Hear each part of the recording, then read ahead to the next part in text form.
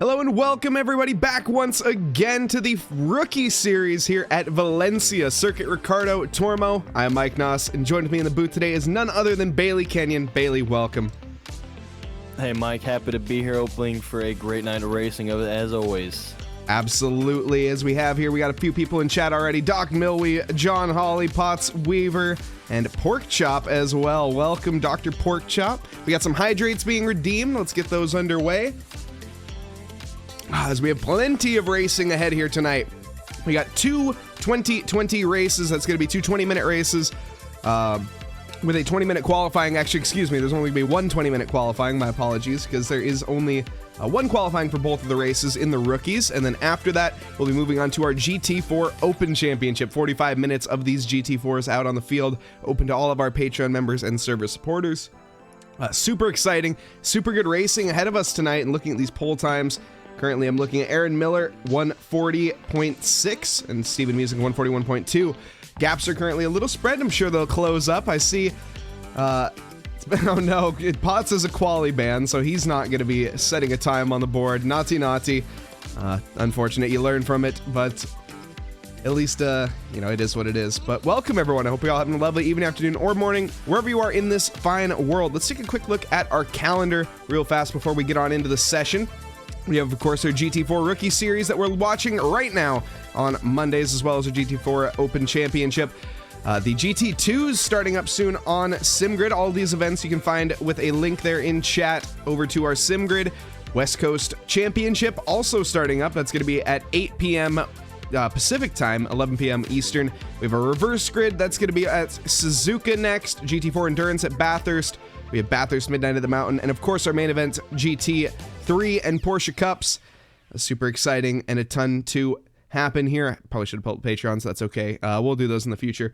But thank you to all our Patrons as well. You guys are amazing.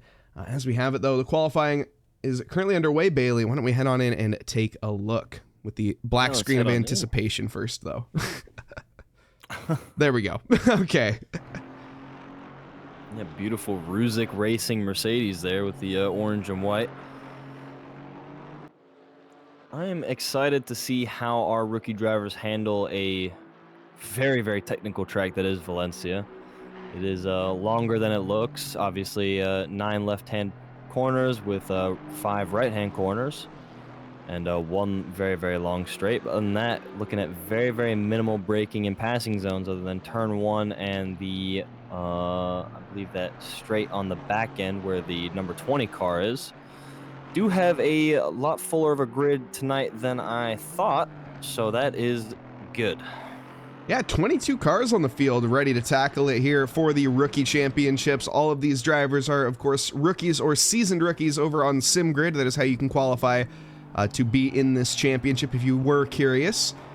Currently, JB Ruzic in at 4th position, heading to the line. Is he going to improve, and will he maybe even take pole position? Comes to the line, and my goodness, 70 thousandths of a second separating P1 and 2, and then Aaron Miller 10 thousandths of a second off of JB Ruzic.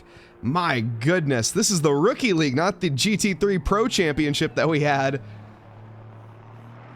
Yeah, I mean, and it's always good when you have this first pack that's out on track setting a really, really close qualifying time, because the group behind them is going to have all the rubber down on track, and the closer they are together, the more that second group is going to kind of file in instead of creating a massive separation. So we're looking for some great pace tonight.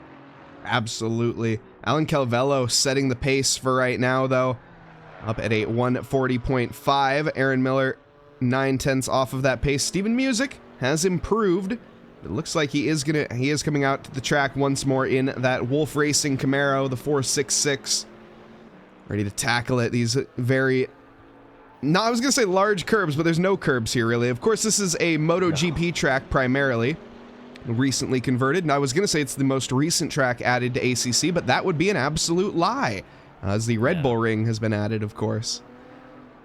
Yeah, and speaking of Red Bull Ring, the GT2 class for TRACKILICIOUS will be opening up on Tuesdays, I believe, this week, right? Yes. February 6th. So that's something to check out there as last-minute sign-ups, anybody out there. GT2s are obviously incredibly fun cars. They match the era of the GT4 cars, but have so much power that they outperform GT3 cars on tracks like Monza. So it's definitely going to be fun to get some multi-class racing in. Something to look out for, obviously, the Porsche probably has a massive advantage here. It's pretty competent along the straights, but there are a lot of sweeping corners that kind of bleed into each other on this track. So the Porsche looking to carry a lot of speed through sectors 2 and 3. And overall, I do think it's interesting that we have this trio of Camaros in here. Yeah, it is interesting. Probably not a ideal car for this track, but they seem to be pretty close in pace.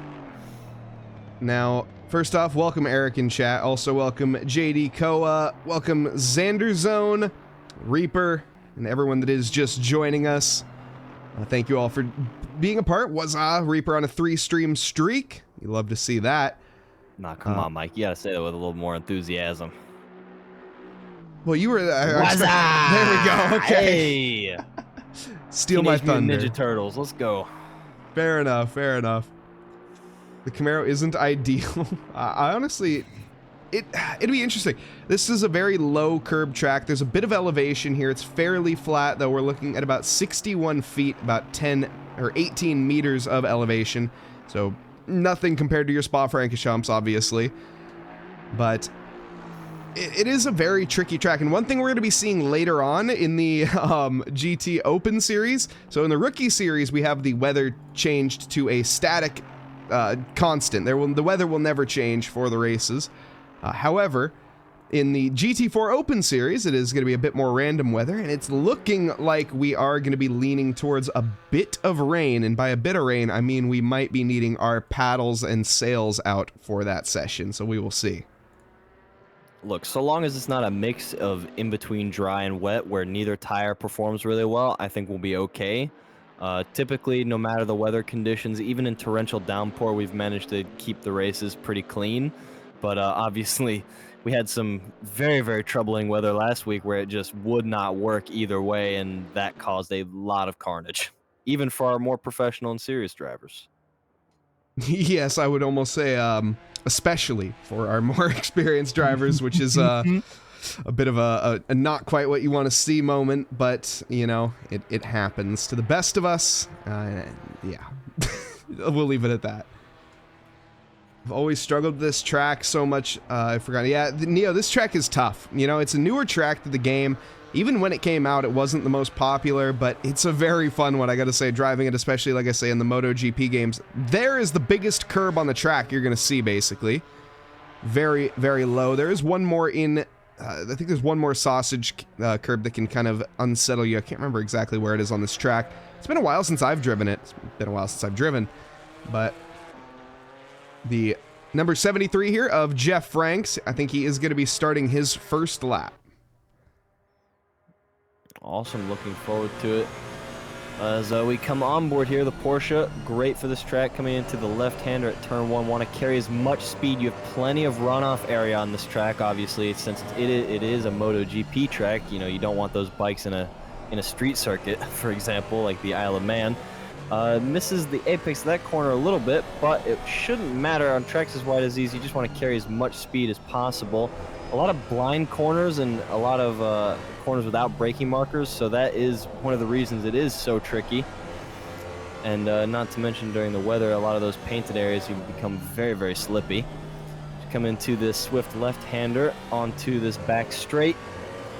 Good exits are important for these long straights as they will eat up your time if you don't do them properly.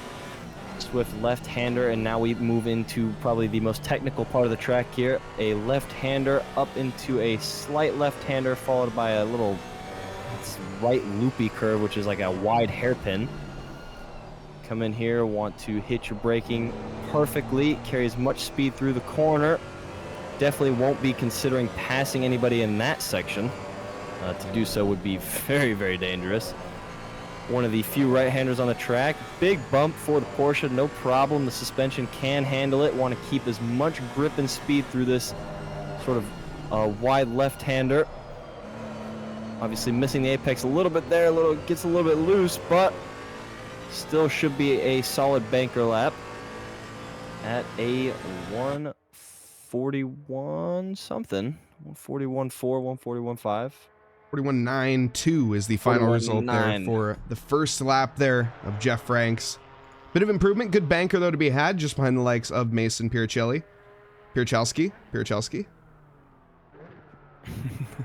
We'll get there. Yeah. We're warming up, folks. We're warming up. We also have Drew Freiberger in the Ginetta, currently on the bottom of the time charts, looking to improve. The Ginetta should be a fairly jumpy car around here, in my opinion. It's very quick to the acceleration, very nimble through the corners, but not quite on the top speed, so it might be lacking down that start-finish straight, but should be a fairly decent choice. No, should be incredibly competitive. The Ginetta is one of those sleeper cars where it is extremely niche. Obviously, it is it's a passenger side driver vehicle where the driver's on the right-hand side, so obviously that leads it to be very unfavorable for a lot of drivers, but the amount of speed you can carry through the corners if you're able to, kind of muscle the engine through, and that can be very dangerous. A lot of blown engines in this car in LFM, but other than that, you can be exceptionally fast. I mean, some of the top drivers in the world with alien level pace still manage to drive this car around circuits, even straighter circuits like Spa. So it's definitely a great car, and I would imagine where the Porsche succeeds, the Ginetta will be able to follow closely behind. Jeff Franks finishing up a good lap here. Sorry, go ahead. You've seen a little bit of lag there from Drew Freiberger. I'm not sure. Apologies for those sudden camera changes, everybody. I've never actually seen that before. That was completely new to me.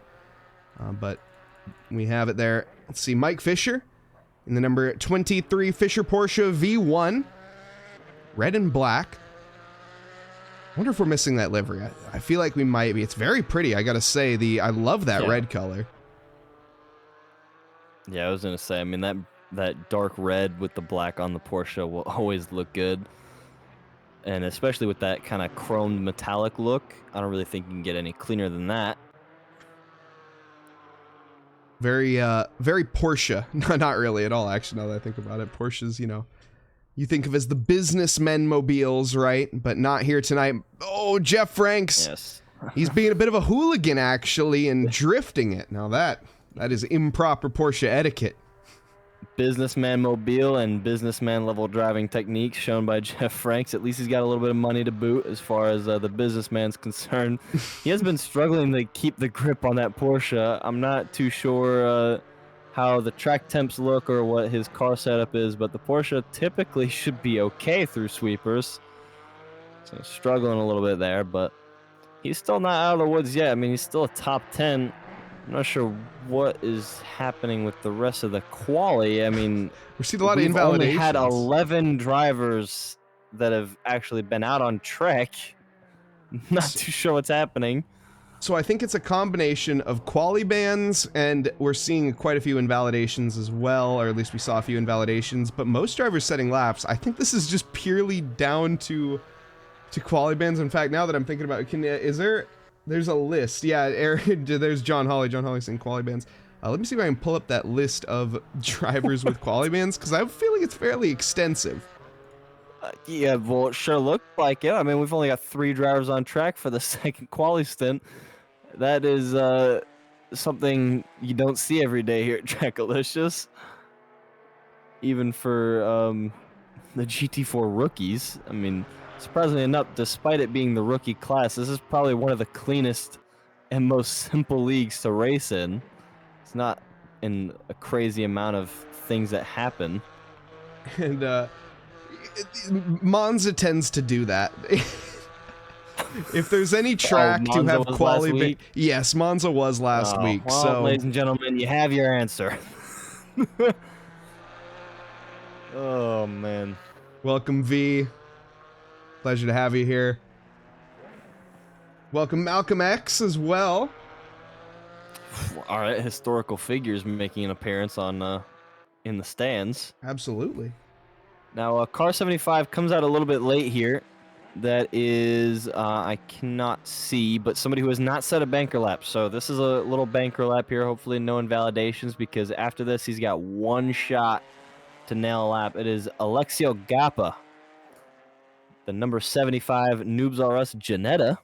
A great car to be repping a Noobs R Us livery. And Here he goes. He sets a 3-minute 59 banker lap. That does not count because it's a banker lap, but well done. We go into turn 1. Again, you can use a lot of that runoff area. It is a little bit deceiving, at least from what I can see track limits wise. Comes into the second left-hander, into the end of sector 1 here with a kind of like a horseshoe. 2 right-handers, one sharper than the other. And then keep as much speed through these corners as you can.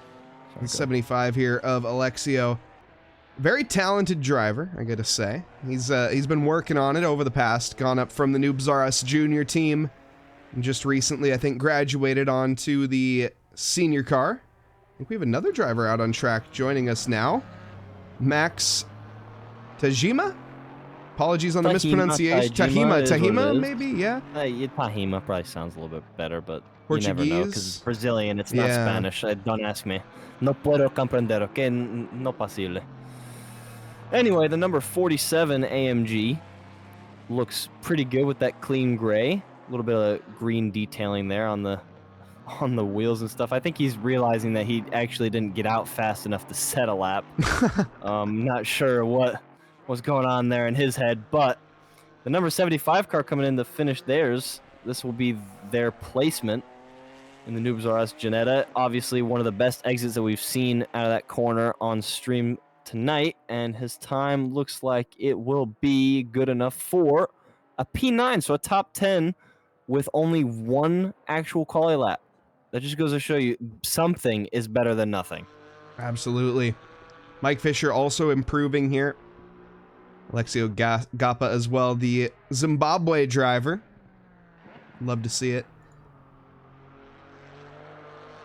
Mike Fisher comes across final corner. Definitely a bit more speed to be carried through there. Lost about 3/10, heads to the line here. Will be our final lap of qualifying, and it will be good enough for P11. And we have some Janetta lovers in chat as well. Malcolm's doing great. I'm doing great myself. Ready for some rookie racing here. We got 2 rookie races ahead of us in a row here. So do strap in, plenty of action ahead. Yeah, Stream Racer in the middle, maybe? Yes, we will be more than likely having Stream Racer after both of the rookie races, not in between the rookies though. Also, yeah, last week must have been a bloodbath. Yeah, it was a little bit of one in every single race, but you know, that's like I say, that's Monza for you. As we have it though, let's get in here and meet our drivers. Starting off here in P1, it is the just driving driver of Alan Calvello in the Porsche Porsche number 128. We have JB Ruzick in the 804 lined up next to him. It's a German front row lockout for the manufacturers with Aaron Miller in the McLaren in P3.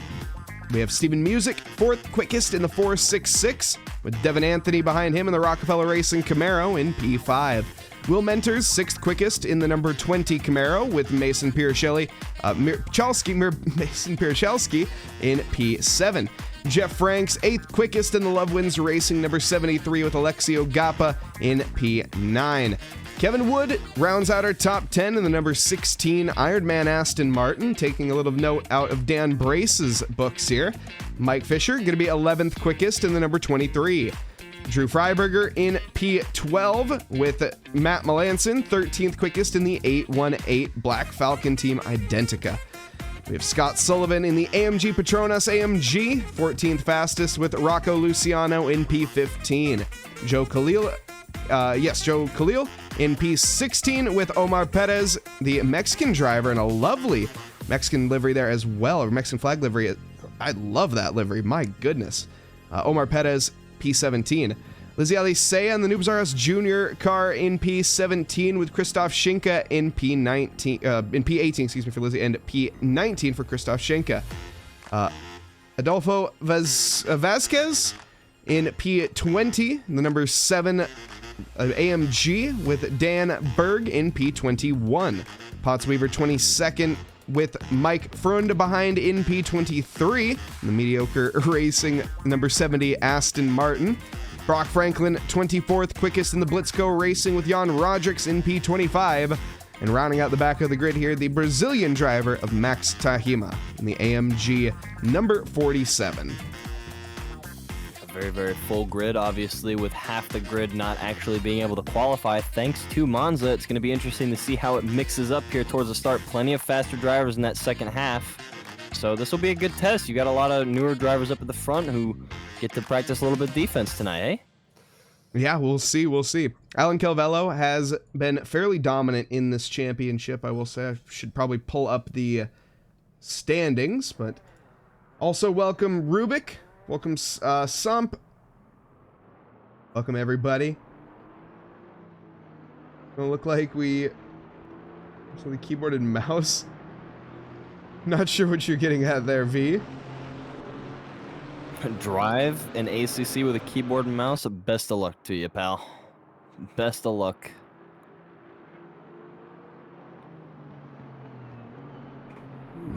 Alan Calvello, Can though. you imagine that? Imagine drive. So actually, it's funny you mentioned that because Eric has been, he does drive for fun occasionally on the keyboard and mouse, just to drive on the keyboard and mouse. But it's a bit of a challenge. You know, you're definitely not going to be hitting those ideal lap times.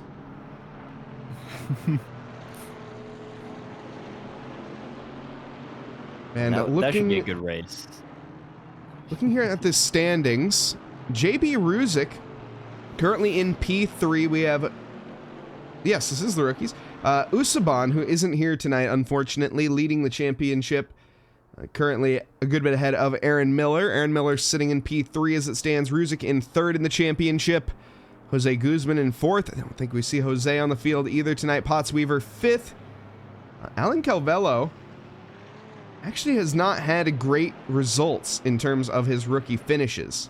I think he's had pretty decent starts. He's finished P2 in race 1. The potential is definitely there. But as it stands, it just hasn't quite worked out for him. Yeah, and that could be for a number of reasons. Who knows what kind of battles he's gotten into or how the car setups have performed. Obviously, we don't race at the same track every single week, so where he was able to figure out some answers at one track, he may not have been able to figure out at another. And, you know, who knows if that's preparation, if that's execution, could be anything in these leagues. These are newer drivers for the most part. Man, we have a handful of pit starts as well. Scott Sullivan, Joe Khalil, Omar Perez, Lizzie Alisea, Christoph Schinke, Mike Frund, Brock Franklin, and Dan Berg. All starting in pit lane. Every one of those names mentioned there. What are we doing, guys? It's all right. Why are we starting in the pits? Oh, that's because of pit start penalties, but yeah. All right. And we go Noah's Ark formation here for T1. 20-minute sprints, 2 of them tonight for the GT4 rookies. Alan Calvello looking to start off clean and get off to a great start for the second half of the season.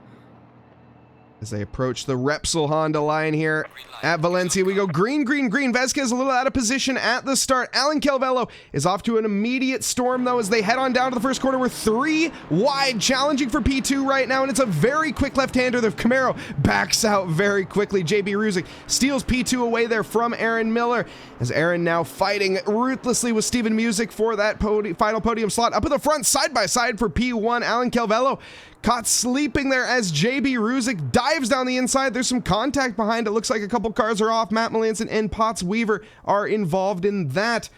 Everybody else, though, or at least up at the front here, scrapping around. You can see Aaron Miller running wide in the background. Oh, there's contact up at the front as these two bumping and banging. And holy smokes, indeed. Thank you very much, Muff, for that subscription. 14 months. Absolutely incredible. Matt Melanson is currently falling. Where is Matt Melanson? He fell way back. Will Mentors, though, battling up here in P6. He has managed to stay in the same position. 13 positions for Jan Rodrix at the start, though. Holy smokes, what did they put into his Wheaties? Great starts for the Chevys, of course. They have big block engines, so they were able to capitalize on that straight in the left-handers. Obviously, we did see one of them back out as they almost went 3 wide into turn 1, so that was probably the smart move. But other than that, I mean, it's been great battling up front. We've had 2 duos battling. Speaking of which, that Porsche getting a little bit loose. The Mercedes of JB Ruzic obviously trying to dodge a little bit there, expecting the Porsche to go sideways. He was able to correct it. Now looking up the inside as we finish turn 1, that Mercedes should have more power than the Porsche, I think. Doesn't look like it. He should tuck back in, get that slipstream. He's looking for a late braking move here.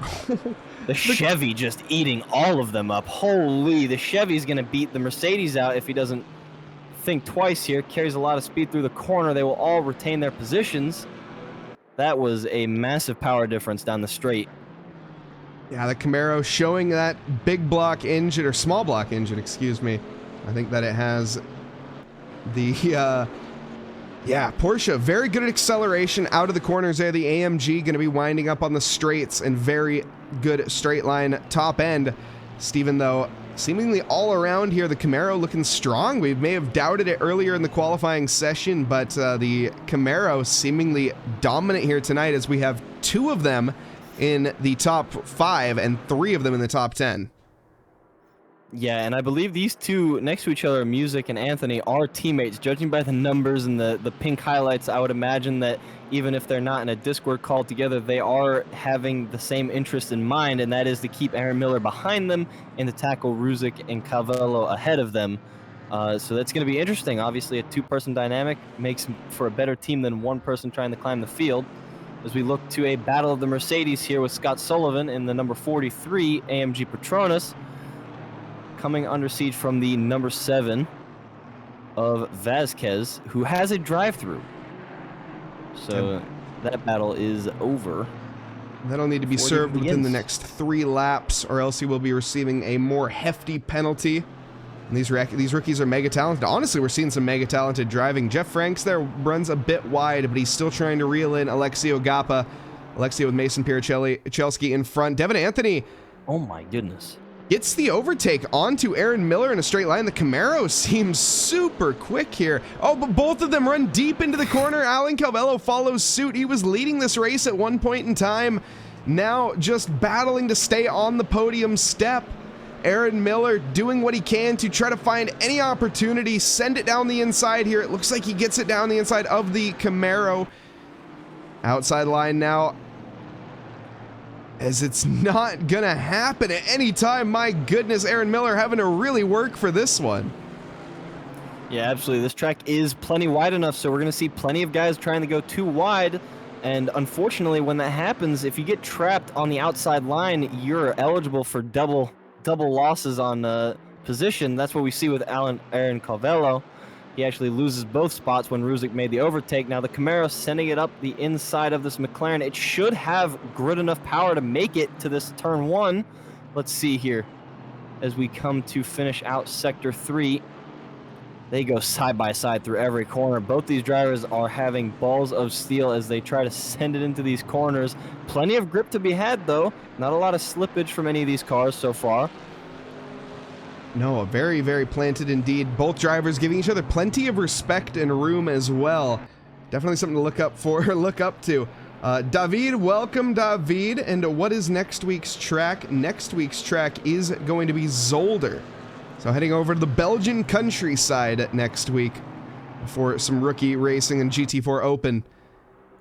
You look a little bit further back, Alexio Gappa pressuring Will Mentors, but we also have Jeff Franks trying to make some sort of move as well. It's a bit of a bottleneck here as the Camaro takes the apex there. Both those cars running wide. Man, they just sent it in that corner, hence the wide runoff. The Porsche and Ginetta trying to keep up with the Camaro. Obviously, they can keep up a lot more pace through the corner, whereas the Camaro can't. And you see them send it very, very aggressively, obviously having to use more runoff curb, worried about clipping that Camaro there. The Ginetta probably was, and the Porsche veering off with the Ginetta. The Porsche just up the rear of that Ginetta, trying to climb through Sector 1. The Ginetta seemingly taking better lines. Obviously, the Porsche may be lifting as it gets that close, trying to avoid contact, which is something that is preached in this league. The Mercedes now gobbling up the Porsche. The Ginetta is getting away. The Mercedes looking up the inside line, brakes late, trying to send it up the inside of the Porsche. They keep it under control door to door. The Porsche doesn't make contact. The Merc doesn't wash up, and the Merc takes that position cleanly. Nicely done. Jan Rodrix has been gaining a lot of positions in this race. The gate of pit started in P25, up 16 positions. So should make fairly short work here, I would imagine, of Alexio Gappa as well. Jeff Franks, though, he is going to be focused at the battle at hand, and that is with Alexio. I don't think he's too particularly worried about Jan. as he is kind of on a different planet when it comes to pace. Actually, though, has not set a valid lap yet, interestingly enough. There's a few drivers who have not managed to do that. But yeah, I was about to say, as you're saying that, the Mercedes showing a difficult set of corners there, and the Porsche almost running him over. So despite having more pace, he is making a decent amount of errors, which is going to prove difficult in trying to overtake the rest of the upfield pack here, who has a little bit more pace. Obviously, Jeff Franks loses out there. The Ginetta running wide on the turn 1. The Mercedes is gobbling up. The Mercedes has a pretty good balance of power and cornering ability. It is very, very competitive at almost every track except for Spa that I can think of. And we see, I mean, just the pace of the driver, Jan Rodrix, as he sends it up the inside of the Ginetta. Almost had room there into the corner, thinks better of it, doesn't want to make contact, bumper to bumper. He is really, really not scared of getting up and close to that Ginetta, trying to block off the Porsche there from going around the outside, not taking the best line for an exit out of this corner. The Porsche, as you see, just climbing right behind. And this little bit of infighting here has allowed the Mercedes behind the Porsche to catch up. And we are now 4 in a train heading into Sector 3. absolutely, and that's Jeff Franks too late onto the brakes, right into the back there of Jan Rodrix. You hate to see it. Scott Sullivan going to be benefiting off of that. And what is in the future here? For Trackalicious, we'll go over the calendar here in a little bit, but in the meantime, if you are interested, do head on over to SimGrid. There's just too much action to cover right now. Omar Perez making gains as well, capitalizing on that mistake there from the likes of Jeff, and now up a good amount of positions himself. Next up here is going to be Keith Wood. Alexio Gappa still holding on. Scott Sullivan will be the next contender there. But Will Mentors battling with Pierre Shelley. Also, Aaron Miller was making really good gains on a Devin Anthony. It so far has stopped. Will Mentors, though, inside the line being taken here. This looks like it should be fairly cut and dry. Way too wide for the Porsche, but he holds it, able to carry that speed. Yeah, that's just a conversation between two drivers, the Camaro being less aggressive and the Porsche just not wanting to let go of the spot despite lacking the power on the front straight with the draft. So he obviously just friggin' sends it through turn 1, uses that runoff area. Not sure if that was a track limit violation. It probably should be. And Mentzer's probably got to be thinking, man, what do I have to do to get past this Porsche if he's going to have all the ability through the corners, and when I get past him on the straight cleanly, he's just going to send it up the outside like that. But that is racing for you, and obviously different strategies coming into play. Ooh, and here we go. Scott Sullivan finally making that move onto Alexio Gappa. We had a bit of a thorn in the side there, but has been dispatched. Now down to P10. Who just dropped? Somebody is disconnected. Unfortunate. Hopefully they will be back, but also Bosworth. Welcome, Bosworth. And yes, GT2s are starting tomorrow, so you guys definitely check it out on SimGrid. Jan Rodrix here, I think, should make fairly quick work of Kevin Wood. Jan showing a pace like no other. In fact, he is 2 seconds a lap quicker on his fastest lap than Kevin Wood here, and yeah, you can see that pace shows. Yeah, not just that, but experience too. I mean, he puts that Mercedes front end right into the rearview mirror of the Aston, gives him a little bit of a scare. The Aston tries to take a more defensive line, probably misses his braking marker and sends it way deep into that corner than he wants, and Jan Rodrix just gets a free pass out of it as the Aston runs wide onto the gravel. Yeah, absolutely. And Devin Anthony up ahead in P4. I gotta say, really good job so far. He's gained 1 position from the start of this race and has held on for a good margin of time. Now, Devin Small Block Anthony, of course, famous for blowing up his V8. And he has not done it just yet. Probably not something you want to be known for, but a fantastic race nonetheless, and still a podium on the board. I mean, you can see Calvello right there in front of him.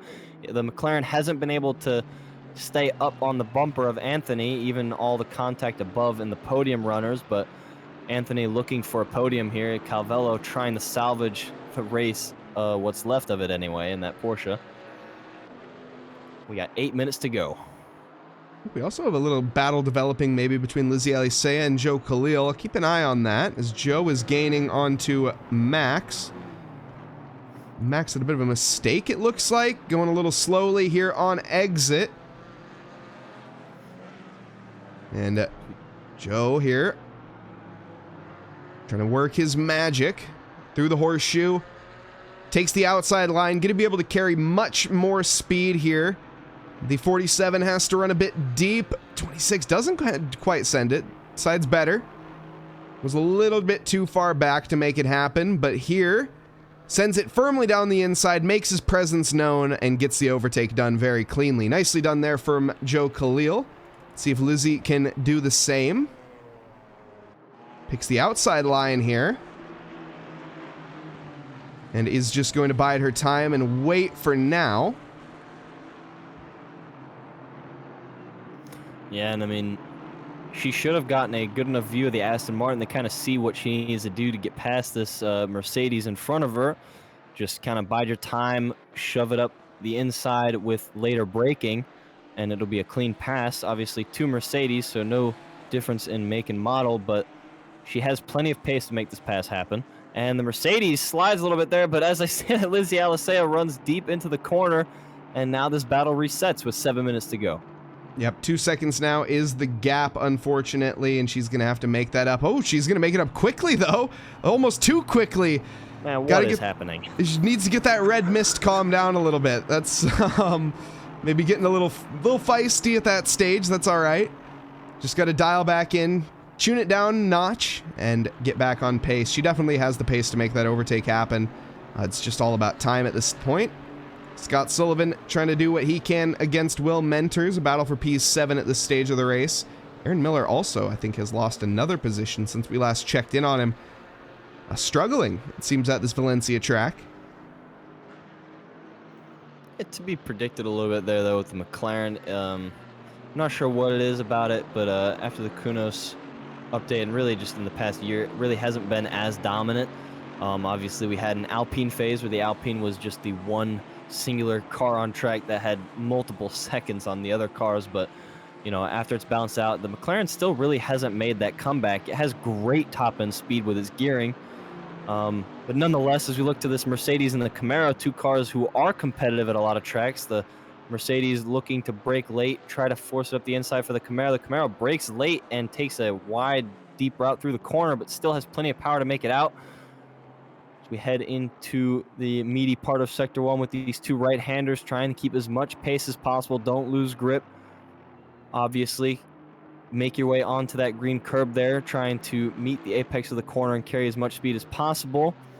Slight braking distance. The Mercedes braking a little bit later through these corners, getting a better, I wouldn't call it better, but a decent exit. The Camaro making its getaway on the straight. A little bit of a power difference there.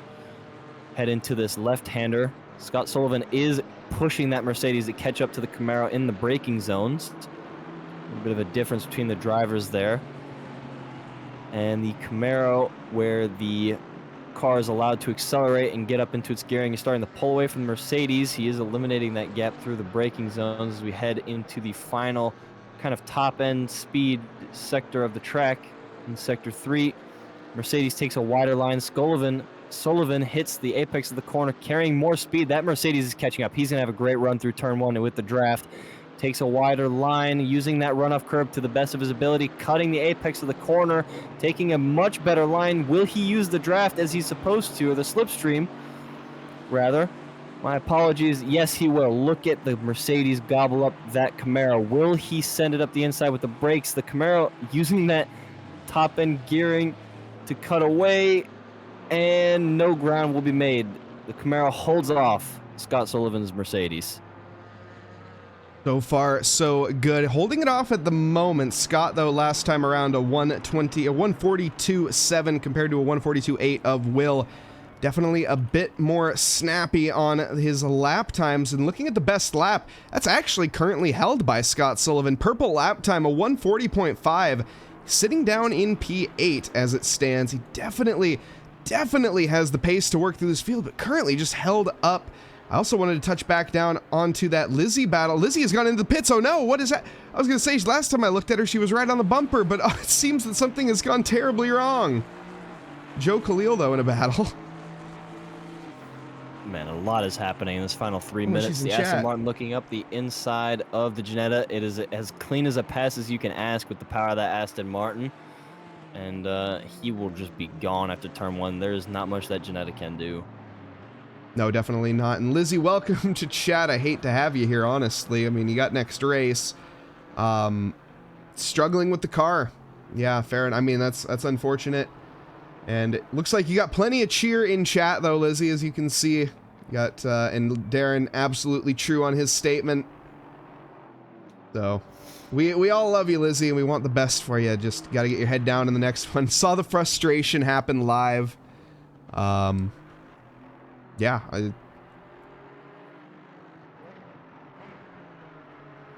what car have you been driving? As you in the AMG? I know that's the noob's choice there, but have you been trying any other cars? I know you don't want. Yeah, I think that's fair. I can understand that. Bit of a field spread happening at this stage, but Jeff Franks currently coming under pressure from Potts Weaver. Potts Auto Sports. A little late on the brakes there, but he keeps it under check. Yeah, Jeff Franks maybe not having his ideal race, but he is still holding on and fighting in that Porsche. Potts Weaver obviously starting in the back with a lot of the... I don't believe he was a pit lane starter, but he definitely didn't manage to get any qualifying laps in thanks to the quali bans at Monza. He's been fighting his way up the field in that McLaren. Great work so far, but Jeff Franks looks to hold him off. As I say that, he runs wide in that corner. McLaren's going to gobble him up here as it gets into its gearing. Plenty of power in that McLaren GT4. And he sends it up the inside with brakes. And as we head over to Alexio Gappa, who runs off the track in the Nubra RS Ginetta, and he's going to lose both positions. You hate to see it. Alexio Gappa, what has landed him here? Oh, a tap from... Omar Perez. Definitely only caught the tail end of that one, but it seemed fairly clear-cut. We'll stick with the Alexios. We'll stick with the replay here. This is 5 more seconds here on this replay. And then you can see that rejoin. Very safe and respectable rejoin from Alexio Gappa. Leader on the final lap now, JB Ruzic. Hasn't been a as clear-cut of a victory as you would have expected. I mean, gained 1 position, but I don't think that's a full story of this race. He is, especially that lap 1, really showing his stuff with Aaron Miller. Yeah, I mean, it's been a very, very clean race. Obviously, with the pack being so close behind him, he's had to keep it nice and tidy, and he's done just that. And so far, if he finishes his last lap off clean, the gap he's built up will reward him with a race victory. And Steven Music, I think, going to be hearing the sounds of music playing right now in his ears, as this is a very good result. The 466 driver clearly has been putting the work in at Valencia. The Camaro as well, looking very dominant. We'll say Alan Calvello, unfortunate in his results. It says P4 on the screen. He's in P3, I can assure you. The game just doesn't fully know what's going on, it seems. But yeah, it has updated. He's had a fierce battle up at the beginning of the race, but he still managed to keep it as a podium. And 1 more corner left to negotiate here for JB Ruzic. Forzy, welcome. Just in time for the end of this race. We will be having another one, of course. JB, though, comes across the final corner now, onto the start-finish straight, heads to the line, and will be taking the race 1 victory here tonight in the 804 AMG. Steven Music coming home in 2nd, Alan Calvello in 3rd, Aaron Miller in 4th, Devin Anthony 5th, Mason Perichalski in 6th, Scott Sullivan in 7th, Will Menters in 8th, Jan Rodrigues in 9th, who I think just took the position from Omar Perez, who relinquished him down to 10th. But what a race. Great battling. It seems like it's not over just yet. Oh no, the Alpine has severely overcooked it, but so has Dan in the AMG, and it looks like Christoph Schinke, who keeps his foot in it, manages to gain that advantage, but both drivers having a bit of a struggle on this last lap. Yeah, maybe getting a little anxious as they were battling each other there, neither one of them wanting to lose out, but they kind of offset each other in their aggression. And that is the 2nd closest battle. Obviously, the number 7 car of Vasquez going to be finishing in P18, but now we've got Fisher and Khalil, an Aston and a Porsche battling it out. Aston with the inside line for the final corner. Oh no. Will the Porsche have a good run onto turn 1? It looks like it. The Aston parks it on the curb for the apex. The Porsche still gets a better run. Will it have enough power to overtake? not using the slipstream of the Aston, and no, the Porsche will not. Khalil manages to make a last-second overtake to take a top 20 at P19. I think Mike Fisher could have defended that. That was very, very nice from Mike Fisher, I'll be honest. Yeah, he should have closed that inside up a little bit earlier. Obviously not inviting contact, just closing that gap up. We're going to head back to the booth, everybody. So welcome back to the booth. But yeah, it definitely should have closed that gap up a little bit sooner, as we will be having a server restart. But no, JB Ruzik takes P1, Steven Music in second, Alan Calvello in third, with a very, very dominant showing from JB. I gotta say, he showed not only his driving skills, pulling away a 4.5 second gap by the end of this race, but his racecraft as well, with some lovely side-by-side action with the likes of Aaron Miller. Absolutely fantastic. That's what you want to see out of these GT4 rookie drivers. You want to see them develop and become amazing prospects, clean drivers, able to pull out these wins and then go on to race, the more old heads and the more relaxed drivers who have more pace. So that's exactly what this league's for. And oh no, Alexio, this is gonna be your last race with us? That's unfortunate. Damn. Well, Alexio, I wish you the best in your endeavors, brother. It's been an absolute pleasure watching you grow as a driver. The Zimbabwe, we gotta come up with a nickname before you go. Dang. All right, I'll think of one. Maybe. The Zimbabwe Zoomer. The Zimbabwe Zoomer. I don't like that, and I don't think he'd like that. Yeah, I don't like it either, but, I'm friggin' tired brain over here. We'll come up with something, Gappa. Don't you worry. And Zippers. Eric, we all know how you are with nicknames. Let's not. And Perez from P21 to P10. Nicely done. I gotta say, the contact on the last lap, not quite ideal, but hey, it is what it is. Yep, that's Alexio, I think was a victim of that endeavor.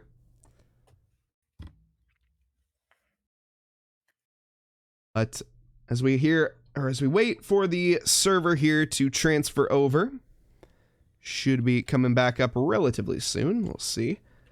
Circuit Ricardo, Tormo, Valencia. Like I say, a MotoGP circuit. If anyone excited for the MotoGP season coming up, do let me know, because I know there's not many people that are. So I'd love to share my passion as well. Gotta love some MotoGP. Absolutely love MotoGP. What do you prefer more, Mike? Do you prefer the road circuits with MotoGP like the Isle of Man, or do you prefer, these kind of open circuit tracks like what we see here? Good question. Because I gotta say, the Isle of Man, it's a different spectacle, right? I feel when it comes to MotoGP, you're in it for a different reason. You're watching a championship, you're watching the drama between the drivers. When you're watching Isle of Man, you're watching a lot of very, very insane people do some very, very insane things. So there's a lot of respect to be had for both sides of the coin on that. But I think, I don't know. That's a good one, because I would say they're just different. That's a tough question though, Bailey.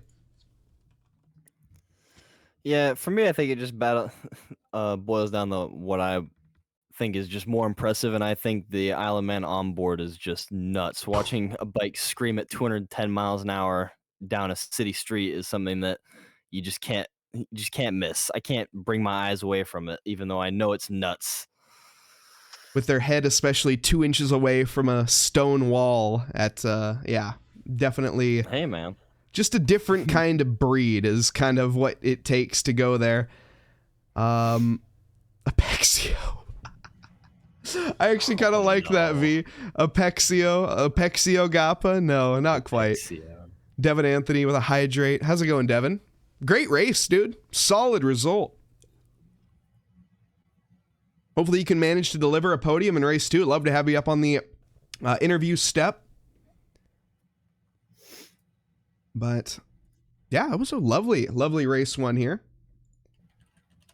But I've got to say, I'm watching back to MotoGP for the 0 people that care.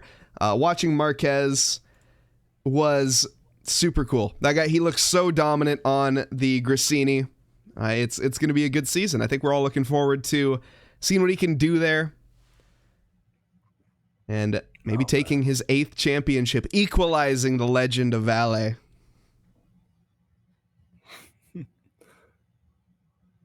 If he ends up not retiring, we can call him Alexio Kappa. Yeah, I like that one. That's good. You always need to have a nickname that slightly teases, and I second that 100%. We actually just recently have come up with a nickname. This is courtesy of Casey Schutte, everybody. Hold on, I wrote it down. For Dan Brace, because we obviously have Devin Smallblock Anthony, who blew up his engine on, I can't remember what track it was now. It was either Misano or Zold or one of the two. But we had a lovely nickname that is, where the heck did I write it down? I probably should have found it beforehand. Casey, are you around? Where'd it go? My notes are a mess. Oh, here we go. Dan Super Rev Brace. That's what we've gone with for Dan. So, as he exploded his engine, joined the club of exploding the Aston Martin twin turbo V8. You're not alone, Devin. You're not alone. It was Misano, okay? And there we go. Muff agreeing with me. Thank you, Muff. Dan, the detonator? Oh my goodness. Wow. That's really good. Xander. That's actually crushes it. Dan the Detonator Brace? Oh my goodness. Casey, Okay, I'm sorry. You might need to move aside. Like a NASCAR nickname. It kind of does, though, now that you mention it. We got Danny Detonator driving the 19 Lowe's hardware Camaro. That's 100% a NASCAR name. Maybe it's just because of the Danny. Really. If you're named Danny, you're bound to be driving some sort of vehicle on an oval track. What about Danny Rick? Yep. That's one of the, he's a non-oval. He knows how to make both left and right hand turns. I shouldn't say that. I'm going to be commentating ovals here very soon. So yeah, you're so gonna get karma at some point. I already made the mistake when I was commentating. I said it going into the braking zone at one point. So, you know, there's... Oh my God, on an oval? On an oval, yeah. I may or may not have said heading into the braking zone here. I got called out. It's fine. You know, it's as it should have been. RC Joseph, look, welcome. You have so many hours casting one format of racing. You're kind of bound to have that slip up. I will say, you know, as much as we can dig on oval racing, it definitely produces some of the most exciting racing as the cars are actually at each other's throats from lap 1 to lap 500. And it's also, if you're not, you know, incompetent, a very cheap way to afford real race car driving. If you find a dirt oval stock car track here in the States, you can take a couple $1,000s, find a 4-cylinder car that's a four-wheel drive or a front-wheel drive car for very cheap. Outside of, you know, the $100 that you're going to need to replace struts every season, every year or so, that car, if you don't race enduros, will last an entire racing season. 20 to 30 races. It's absolutely fantastic. Very, very cheap. And it's actually real racing, guys. No sim needed. But if you do want to avert that risk, you know, of that ever-looming factor of death that, you know, is on the shoulders of every racing driver, do sign up for our leagues over here at TRACKILICIOUS. You see, there was a segue there, Bailey. Oh, absolutely. You can do both. Absolutely. Please do both. Sim racing, you get to race really fast cars. Obviously, those dirt stock cars are the speed of go-karts, so keep that in mind. But you can still go 4 wide through a corner. Believe me, you can try. Definitely. As we have it, though, we got to get in here. Let's take a look. We got a grid rundown to do when these drivers have lined up. Black screen of anticipation. Gotta love OBS. If anyone knows how to fix that, please message me. Because there's a transition thing you got to do. We'll figure it out in post-production. Yeah, sounds good. It's all about timing. Also, we'll chat slightly longer because you got to love live TV and ACC TV working 100% of the time, but that's okay.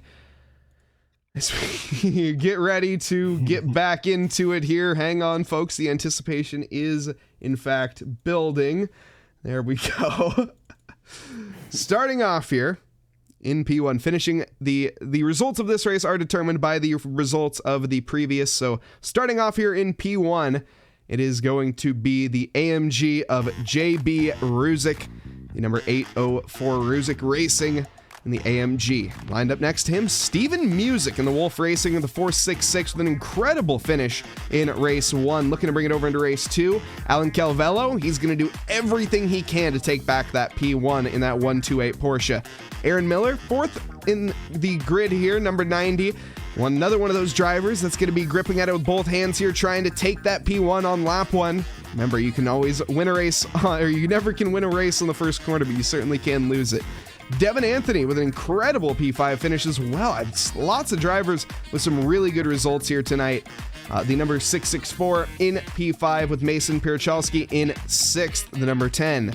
With Scott Sullivan, who is 7th quickest in the number 43 AMG Petronas AMG, with Will Mentor's company in P8, the number 20. Jan Rodricks, 9th quickest with Omar Perez rounding out our top 10, and Potts Weaver in P11. Jeff Franks, 12th quickest in the number 73 with Kevin Wood in 13th in the number 16. Matt Melanson, 14th fastest with Christoph Schinke company in P15. Dan Berg in P16. Adolfo Vesquez in P17, the number 7 AMG with Joe Khalil in 18th. Mike Fisher, 19th quickest with Drew Freiberger in P20. Rocco Luciano, 21st. Lizzie Elisea rounding out 22nd here. And last but not least, it is going to be Mike Friend in the Mediocre Racing at number 70. We have 23 cars here starting off tonight. And as we go around the track here, we have 2.4 miles ahead of us with 14 corners, 5 to the right, 9 to the left. Let's take a quick look at the calendar. That's something I probably should have done in between the races now that I think about it. So this is going to be a quick look at our calendar before we get on into the race. We're just going to have a very short go over. We have our GT4 Rookies and GT4 Open. That's going to be tonight on Mondays. Any of these championships can be found over in the chat there. This link to SimGrid. We also have our GT2 starting tomorrow. Silverstone. West Coast is going to be on Wednesday with the Nürburgring as the first track. We have the GT3 Reverse Grid at Imola. GT4 Endurance at Bathurst. That's going to be on the 10th. And the GT3 main event with the Porsche Cup Support Series. That is going to be up next at Barcelona on the 18th, not next week, as of course it is going to be Super Bowl Sunday. Also, big shout out to all of our patrons, V12 Exotics. Special thanks to you guys, the V8 Muscles and Inline 4s as well. You guys make what we do here possible. Thank you all so much. Thank you to all of our donors as well, server donors. And thank you as well to Ilipo, who donated $1 last night. Unfortunately, the display didn't pop up. It should be working now. But thank you all for your support. As we get back into it here, we still got a little bit more of an outlap. One more corner. We make our way into our standard Noah's Ark formation. Obviously, plenty of mix-up in the positions from the quali that we saw in race 1. We have drivers who are looking to maintain their great progress. We have drivers who are looking to redeem themselves from bad contact, bad defense, bad corners. And this race is all about redemption. Great finish here from race 1 and looking for a good finish to race 2 here. Absolutely, as we have it here. And Brad, I will answer your question in a little bit here. But as we get ready here, we have JB Ruzik in P1, Steven Music starting off in 2nd. I'm Mike Nause in the booth. Joined with me is Bailey Kenyon tonight as we get ready to go green for race 2 tonight of the GT4 Rookie Series. As we're green now, heading down to the first corner. It's going to be a very fast left-hander. Everybody off to a fairly even start, it seems, and it's continuing that 2x2. We see Devin Anthony trying to make his way by. Alan Calvello is going to take P3. A little bit late onto the brakes. He does keep it out of the back bumper of the AMG. Steven Music takes P1 here on the first corner. Needs to hold on to it, though, as JB is sending it, and so is Alan Calvello. I think there might have been a little bit of contact, maybe, that sent him deep there. Regardless, that's going to put him under pressure from Aaron Miller, who goes onto the grass. Alan Calvello sends it again. A little bit exuberant here on lap 1. Maybe needs to dial it back a notch, but everybody else fairly clean here on lap 1. Yeah, the front five, very, very antsy after the last race. All of them wanting to earn their positions back. Obviously, we see the Chevy and Mercedes going too wide in every corner for the past 6 as they are fighting for P1. The Mercedes has the lead as of now, but they've been trading positions almost every single corner. Steven Music not afraid to let him know that this race is not going to be like last one. He is starting up close and personal without a gap to make up, but Ruzic does not care. Puts his head down on track, and he is starting to get away. Oh no, a little bit of contact in the Music. Alan Calvelo actually makes up most of the ground on that, thanks to the sister Chevy of Anthony. We head on to the final corner of lap 1. Alan Calvelo trying to find any weakness in Steven Music at this stage. Thank you, Brad Grant, for the follow. Much appreciated. Ooh, very wide for JB. Keeps it between the mayo and the mustard as of now, though. Stay on first position. We'll see. Well, I mean, obviously, we got to cover the whole field here. We got a lot of rookies to look at, as well as we have Matt Melanson, who had a terrible race last time around in P17 currently.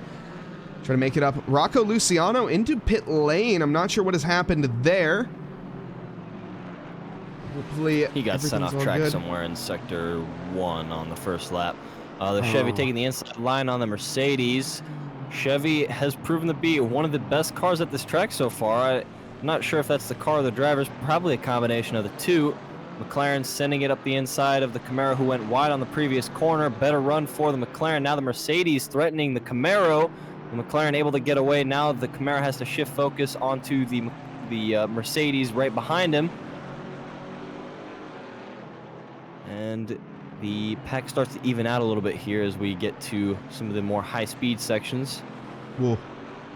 Drew Freiberger. Wow, needs to be very careful. That is sketchy. I feel Potts Weaver there. Got to be very careful on that overtake. He's been lagging for a bit now as he keeps jumping over into pit lane and back.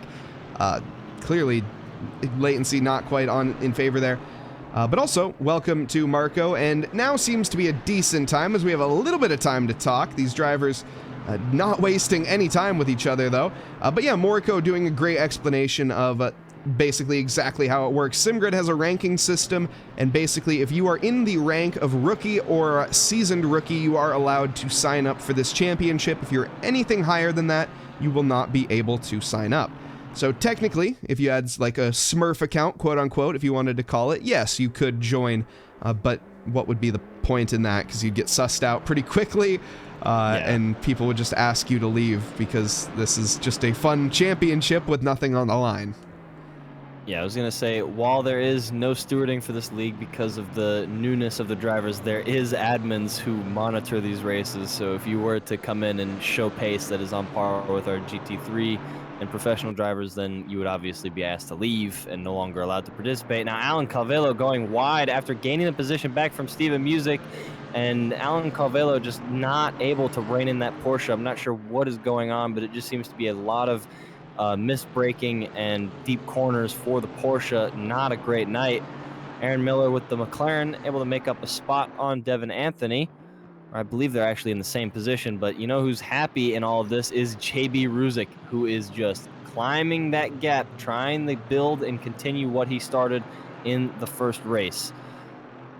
Kershowski able to make up a position on the Mercedes. Scott Sullivan almost lost that position on himself there. He got scared. You could see that sudden wheel movement. I think he was worried that Mason was going to hit him. He wasn't that close, though. I think it just felt closer, and from his perspective. Also, Steven with the hydrate. I can't even get a hydrate in. We got so much action right now. Devin Anthony all over the back bumper here. He's trying to work his way into the podium spots. Aaron Miller trying to defend what he can. He takes that wide line, which is very interesting. Are there any Australian drivers in this race? Not any that I know of in this race, but we do have an Australian driver in our GT3 championship as well as our reverse grid. But, and in the next one. Oh, and in the GT4 Open, apparently. TRACKILICIOUS is an international league, so we do have drivers from pretty much everywhere. Oh, no! Contact from the two Mercedes. Omar Perez. Was that a little bit of over exuberance there?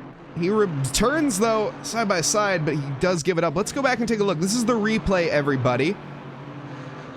So we're watching Omar Perez as he thinks about it early, and he goes for it, and he was just, that was a slightly misjudged one there. He does yield the position back, though, to Scott Sullivan. You can very clearly see that. So he at least admits his wrongdoing there, and I'm sure in the Discord we'll be apologizing afterwards. And just wanted to clear this up as well. I know Bailey mentioned there's no stewarding in this league. There's no stewarding beyond lap 1. We do take a look at the lap 1 incidents. That is why we had so many penalties and pit starts in the first race, but everything beyond lap 1 is going to be just on the drivers themselves to head back into the Discord and apologize, you know, recognize their mistakes. That's the biggest thing, is learning your mistakes and learning what to do when you make them, also how to prevent them in the future. And that's what the Rookie League's all about. Absolutely, as we are approaching the halfway point and the cars are finishing sector 3 onto the onto the front straight. Matt Melanson looking up the I believe that is Wood in the 16 Ironman Aston Martin.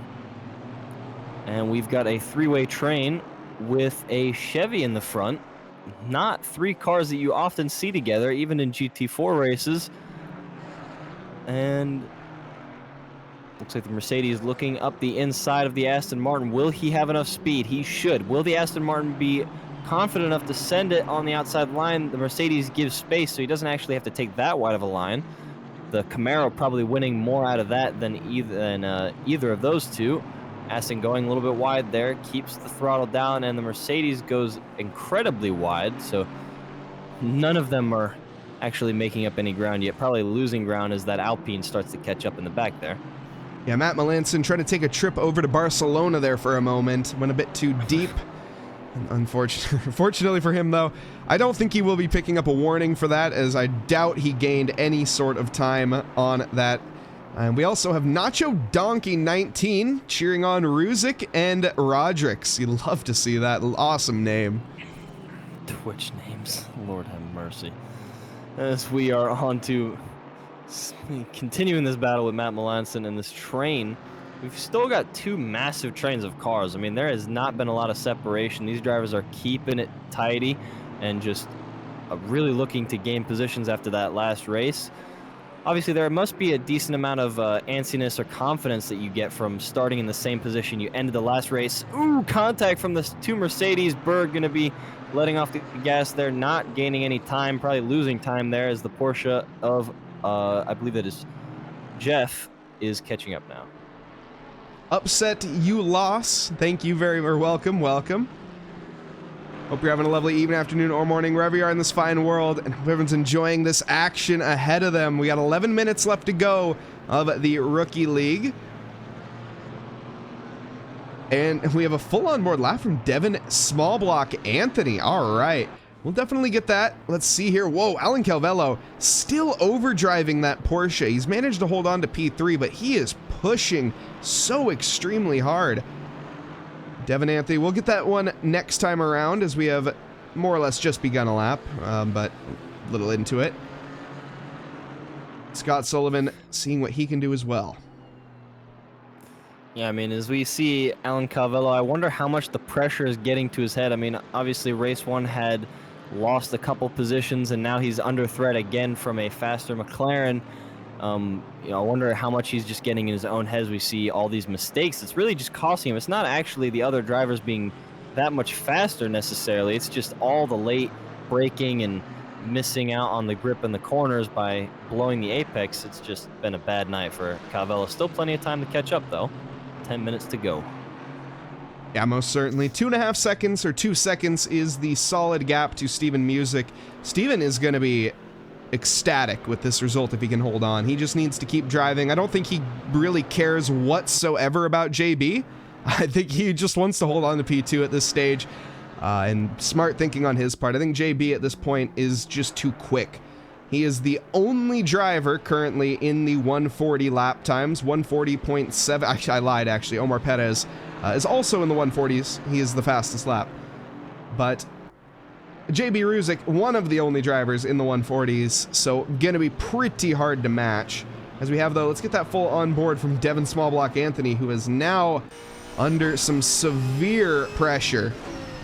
Yeah, ladies and gentlemen, this is your captain speaking. If you look up in the rearview mirror, you're going to see a pack of 3 hungry dogs trying to eat this position up for Anthony, who is trying to catch up to the pack of 2 behind him. Luckily, the 3 cars are fighting, so as he exits Sector 1 here into the swift left-hander onto the back straight, that Camaro is going to help him get away, so to speak, from the Porsche, who will slow up the cars behind.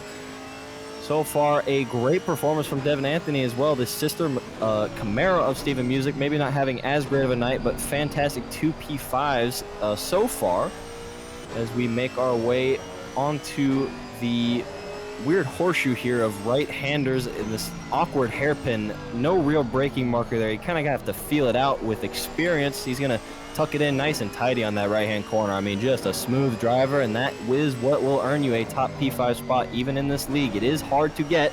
It takes a lot of consistency and patience. As we head onto this last high-speed corner to the last left-hander, you want to nail your braking zone and get a perfect exit here, especially with these high-powered cars. They may help you a little bit, but you still want a great exit. And it looks like he has done just that. And as you look into the rearview mirror, those cars have disappeared. And that is thanks to good driving from Devin Anthony. Good driving and also a little bit of fighting between the two. I think they had some side-by-side moments there. Scott Sullivan trying to work his way by. They really... That's not even... Okay, no, that's right. I forgot how deep that you can run through the first corner. That was valid. So... Yep, it looks wide and it looks deceiving, but, you know, it's one of those things you have to get used to at these tracks. It is a MotoGP circuit, so there's a lot of width to it that you wouldn't normally see on a track like a Brands Hatch, for example, where it's very thin and there's no runoff area. The bikes have given the cars a massive handicap. Scott Sullivan, though, does not care about any sort of handicaps. He is only focused on the prize right now. Mason Pierchelski in that lovely Martini Porsche, the tribute livery. Both of these tribute liveries.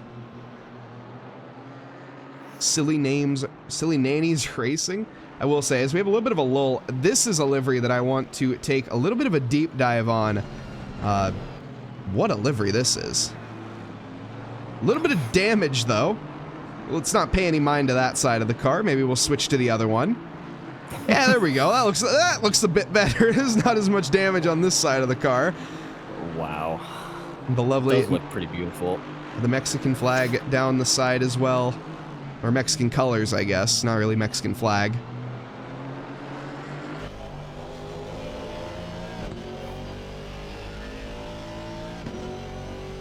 Omar currently up 2 positions. Not as good as his previous... Well... Not as many positions gained as his previous results, as of course he started in pit lane. Look at this little 3-way bout, though. Inside line being taken for the Martini, and it looks like Devin Anthony falls victim here potentially. Gets a better drive on exit, but the Porsche is nimble as ever. Makes that position stick. Yeah, he is not out of the waters yet, though. The Camaro is still right behind. I was worried there for a second that Scott Sullivan was going to take the opportunity to pass up that Camaro. He luckily keeps the power on just enough to stick it behind the Porsche, so it doesn't lose out 2 times over. That Porsche is climbing away, so he's got to keep his head locked in and make sure he doesn't lose too many spots here as the cars behind him are starting to catch up. Speaking of catch up, Calvello has caught up to Steven Music. Yes, he has. Oh my. It's going to be... That's a tough one. Steven has the world on his shoulders right now. Alan Calvello does have an invalid lap this time. I think a drive-through penalty would definitely hinder his race. He needs to be a bit careful there. Steven, he needs to back Alan up into Aaron and let Aaron try to have a little bit of a battle with Calvello. He's running out of time. 4 minutes and 55 seconds. If he wants to hold this P2, he's got to play this strategically. I mean, yes, on the one hand. On the other hand, just playing devil's advocate here on Steven Music's part, honestly, I wouldn't be too concerned about Calvello behind me in the Porsche. Yes, he is incredibly fast, but there's only 4 minutes left in the race. I've got a McLaren catching up behind him, especially if we start fighting. And Calvello hasn't proven that consistency that he needs to actually make this overtake stick. So if I was Music, just to keep my pace going, I mean, I've only got 3 laps left, just keep my head locked in. As I say that, Porsche looking up the inside into this corner. They're going to go too wide. That's going to let the McLaren catch up. The Porsche manages to make it stick. Plenty of grip left on track. Calvello finding that consistency that we know him to have and the pace. Steven Music losing out on this one. Now a very, very awkward line for the two of them is allowing this McLaren to get up, and they want to be careful. They don't want to let that podium slip away from either of them. No, definitely not, and especially Steven. I think this one's going to mean a lot, but Aaron, he wants that podium as well. Steven left the door wide open. I'm just going to call it as it is. He did not defend that one whatsoever. You really got to not close the door. You got to just not let the door open in the first place. Slam the deadbolt shut before it even has a chance of opening, but that's the consistency that you were talking about right there, in that Alan Calvello has been consistently overdriving his car. A little bit of an error almost puts him victim there. Oh, but that's Aaron Miller going for a bit of an early move. Scared Steven Music, it looks like. All of them are trying to fight for the podium, but none of them wants to wreck each other. So that's why we're seeing a lot of awkward approach angles, awkward attempts at making passes, awkward overdriving. It's a very, very awkward situation for the last 3 minutes that we got here. Through the final left-hander, onto the start-finish straight again. This is one of the best overtaking chances, and the McLaren is quick.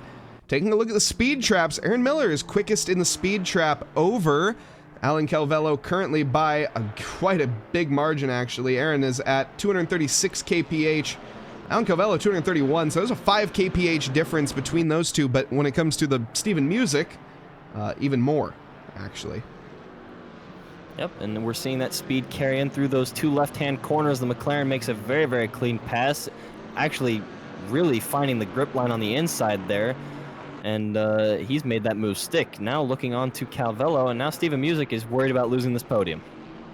And he has lost his podium. Yeah, I was about to say, Steven Music already has. He's going to be gutted from that, unfortunately. You know, he's definitely a race, though. Just to look at the positives here, Steven Music has driven superbly, really hasn't put a wheel wrong, minus, you know, the defending. He's going to go back and watch the replay and see, yeah, I probably could have held that position for a little bit longer, which may have held the position overall from Aaron, but at the end of the day, now he's looking in his rearview mirror to Mason Pierchalski, and he may even lose this position. Yeah, it is possible. It's one of those situations where you just have to be proud of yourself for what you've accomplished. I mean, this league is for newer drivers, so... Oh, we see a Porsche out there up in the gravel trap. You know, you just got to take your wins. This is all about learning. So what? You lose a couple positions and maybe a podium. You've got half of a racing season to make up for that. And, you know, what is racing if you're not learning? No, absolutely. To the final lap here. JB Ruzic with 2.4 miles ahead of him before we bring a checkered flag to this race, and then head on over to the GT4 Open Championship up next, so don't go anywhere, folks. TJ Washed, welcome as well. Washed up Squid, sending the squid flying. There's a move from Scott Sullivan here into the first corner. Ooh, they both are a little bit, they're on the margin there. As it happens out, Devin Anthony holds the position. That's going to be Omar Perez under threat from Potts Weaver. Potts is going to have a good run at this. Inside line for the horseshoe coming up, or excuse me, for the lead up to the horseshoe. And he is going to get it firmly done before we even reach the tricky complex. Scott Sullivan, see if he can manage it. Oh my goodness. TJ Washed, 5 gifted subs, gifted a total of 36 subs to this channel. TJ, thank you. So it's people like you that make this channel continue growing. And continue improving and improving. Thank you so much for your continued support, TJ. We are wrapping up this race. Very, very good racing tonight.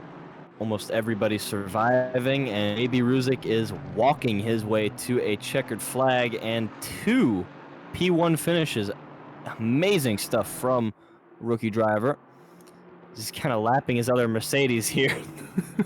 Kind of sums up the race for JB Ruzic, kind of in his own world, not really letting anything phase him or catch him outside of a couple T1, you know, maybe scuffles. He's kind of made it his own day today. And JB Ruzic takes the checkered flag in P1. Alan Calvello will be up next, and Aaron Miller in 3rd. Steven Music 4th. Going to be a little gutted at that one, but like I said, a result to be happy of nonetheless. Mason Pierschalski in P5, Devin Anthony in 6th, Scott Sullivan in P7. I don't know why Scott's name has become a tongue twister for everybody in this past few weeks. And Potts Weaver 8th, Omar Perez. Whoa, Potts Weaver with like a photo finish, I think, to Scott Sullivan. Omar Perez in 9th, and rounding out our top 10 is going to be Dan Berg. BPM 147, thank you very much. We're going to head back to the booth. Welcome back, everybody. As we wait now for some post-race interviews. See if we can land any of our drivers here. We're currently looking for JB Ruzic, Alan Calvello, and Aaron Miller. I mean, heck, even Steven Music. I mean, you did finish P4, but you did have the podium in race 1, so feel free to hop on in here. Do have a question for you. Let's see here. As we can land Aaron Miller. Rudely move him without him. He was probably mid-conversation, but, you know, that's just how we do it. So far, only Aaron Miller is who we got. See if we can get any others. But why don't we start off here with Aaron Miller. Aaron, welcome first off. Sorry for rudely moving you, but... No, you're good. How's it going, Mike? Great. What a race from you, man. Starting off there in P4, it was looking a little dicey at the beginning, but you managed to bring it home there on the podium at the end. That was a fun battle throughout the race. I thought I was gonna have to settle for 4th, and when I saw the opportunity to pass Music, I went for it. So, or Music, sorry if I pronounced that wrong. So No, you got it right. Now, yeah, I mean, just talk to us about the mental composure. I mean, obviously, you're kind of settling there for a moment. Looks like you don't have the pace, but, you know, you stay patient, and when the opportunity presents itself, you're still there. So talk to some of the other drivers about keeping the mental composure, keep your head down, and not worry about the race around you, and, you know, it kind of works out in the end, doesn't it? yeah.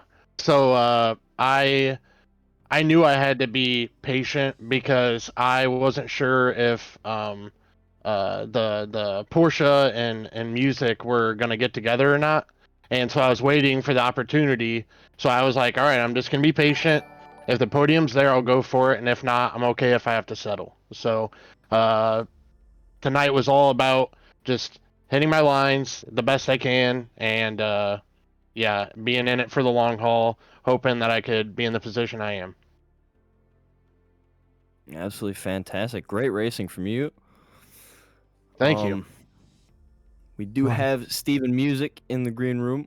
One more thing, Aaron, is there anyone you'd like to thank before you would go?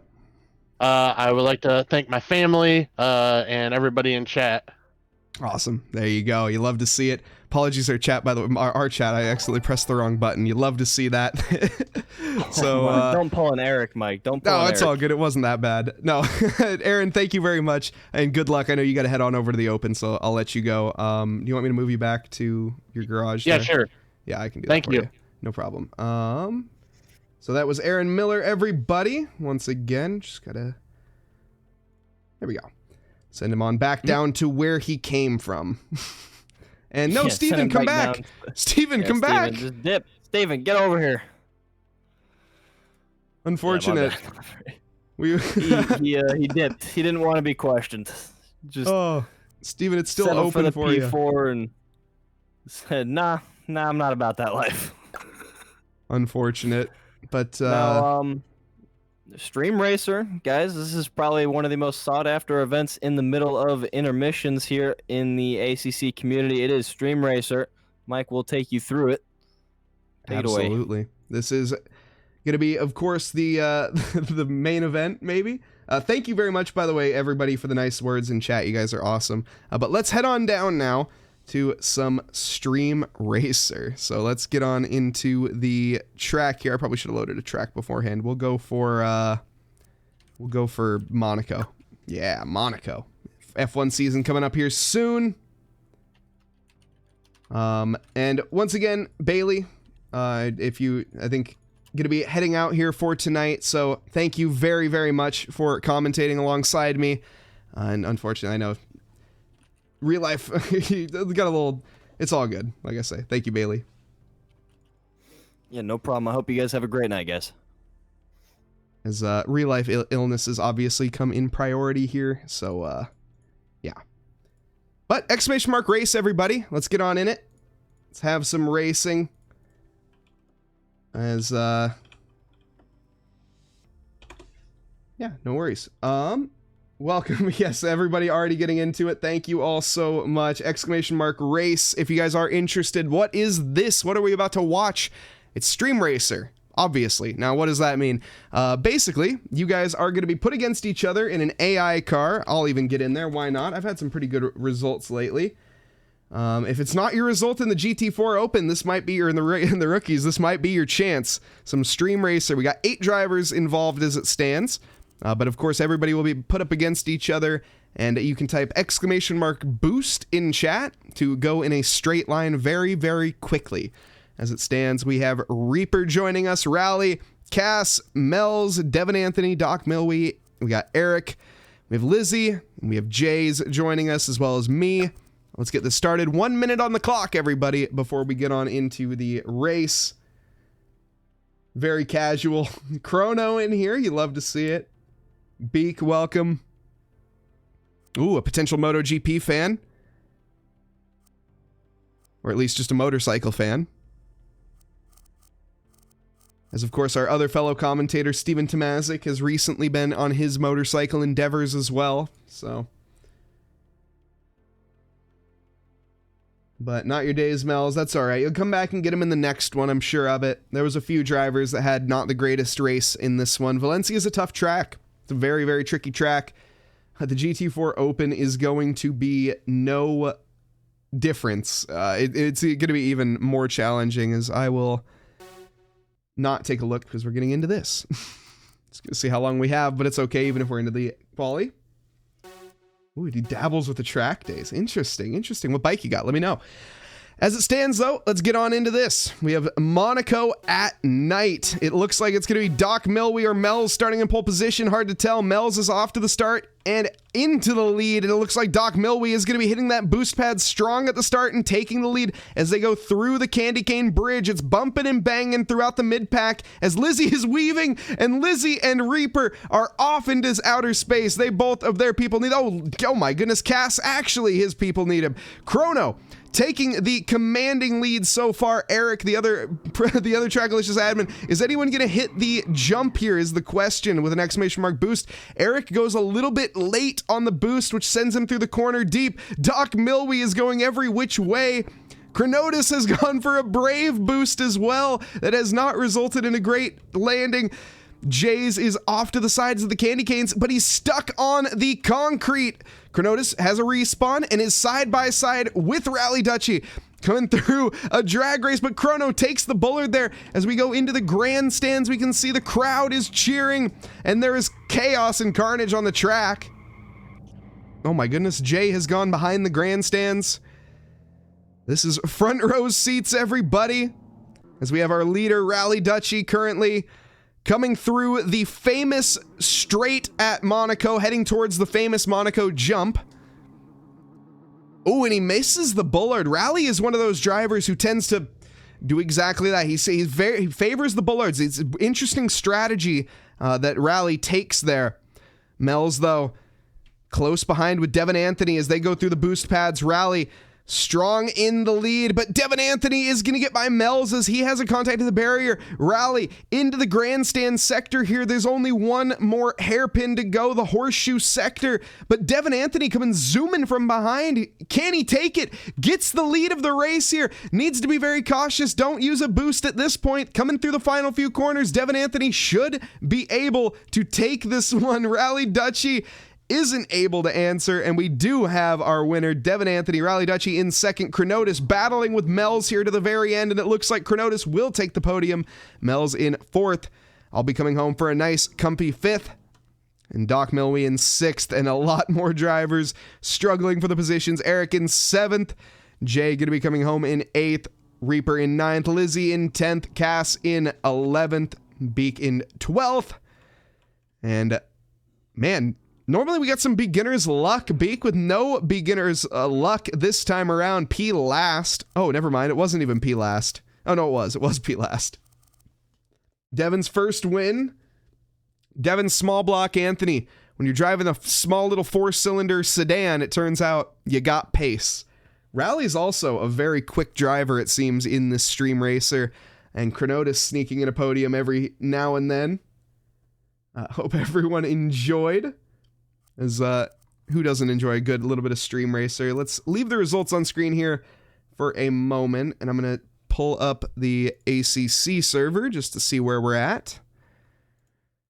As we have the GT4 open, and it is going to be raining and dark. Looks like we are actually at a very, very good time right now. So we're right on track. We'll wait for the session to transfer over before I do anything there. Let's head back to the booth, everybody. But Devin Anthony, Rally Dutchy, and Chronotis, Mel's, me, Doc, Milwy. Let's see what the other results. Eric, Jay, Reaper, Lizzie, Cass, and Beak in that order. Once again, thank you all so much for participating. Stream Racer is pretty fun. Seems like you guys enjoy it, so I will keep going it. And yes, the weather is going to be absolutely insane in this one, so do keep an eye on the conditions, because we're going to see some weather falling from the sky. Now, the GT4 is obviously a little bit different in the rain than the GT3s. We'll see if the drivers can contest with that. Thank you very much to Zay Pelletioro. Apologies on the mispronunciation, but thank you for the oh my goodness, for the follow. I missed a raid here. AV6 Scott with a raiding party of 13. AV6 Scott, thank you so much for the raid, brother. Much appreciated. Welcome, welcome, Raiders. Just in time. We're getting ready for the GT4 Open Championship. Coming up very, very soon. The qualifying is going to be getting underway. Welcome, everybody. Thank you. I hope you're all having a lovely evening, afternoon, or morning, wherever you are in this fine world. Also, thank you to Hordy Horden for the follow, and thank you to Grant. I think I already got that one, but thank you guys so much for being here. We have, it's not over. We have a rainy session coming up, and it's going to be quite interesting. We'll see, we'll see. Mousebait, welcome. Williams, Roofless. We also have Nikki, welcome. Var, welcome. Thank you all so much for being here. Looking forward to this. I can't wait myself. This is going to be so much fun. Ad break in progress. Apologies to everyone just getting here. You gotta love automatic Twitch ads. I can't do anything about it. I got them set as low as I can. As it stands, though, qualifying is going to be getting underway relatively shortly. Let's get ready here with some camera changes. Don't worry, you guys can't see. And not missing anything, I can assure you. Just some terrible weather, that's all you're missing. Wow, this looks awful, to be completely honest. Let me see here. Let's see if we can get this to make it look a little bit better before I... You know, both just look bad. You gotta love rain in this game. I guess we'll run that one. Sure. Let's get on into the session now. A little bit of a black screen of anticipation. I need to figure out how to fix that. But the car is out on track currently. It's a little dark, but I think we're going to keep it this way. Honestly, when I turn the brightness up, it looks really bad. So we'll stick with this for now. It is not the greatest conditions. It's a terrible looking day. In fact, you know what? Let's just try it. We'll try the night settings. Chat, does that look better? I don't... Oh, man, it just... it looks better. It doesn't look better. This track looks terrible in the rain, to be completely honest.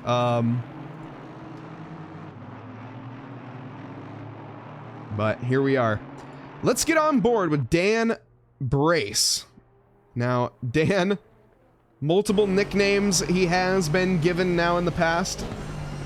As, Dan Super Rev Brace, Dan the Destroyer Brace, as he has recently had a bit of an issue with his V8 engine. He blew it up on the first lap in Barcelona, so Spain has been a bit of a challenge with an Aston Martin. I'm not sure if it's the ambient pressure or temperature. Let's hope he can keep all 8 of his cylinders intact, though, throughout the next 45 minutes, as well as this qualifying.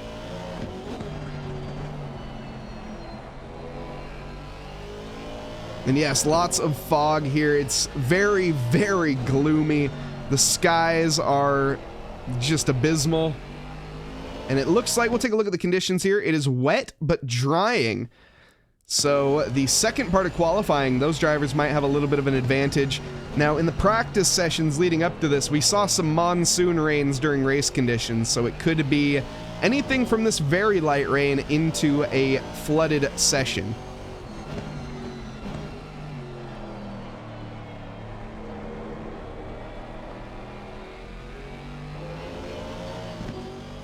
And a fat fly, welcome, welcome. The Murica Bald Eagle support, you love to see it. So this absolutely could be a boat race, yes. I alluded to it a little earlier. Drivers may be needing to get their paddles as well as their off-board engines, but it's going to be a struggle. Dan Brace, first driver to the line here tonight. Pole position, obviously, and it is going to be a 1:43.9. Wow, Ollie Raza 70 thousandths off of the time already. The margins extremely tight. John Hawley putting it in 6/10 slower in the BBC Planet Earth 3. David Attenborough special. This is a great livery, I gotta say.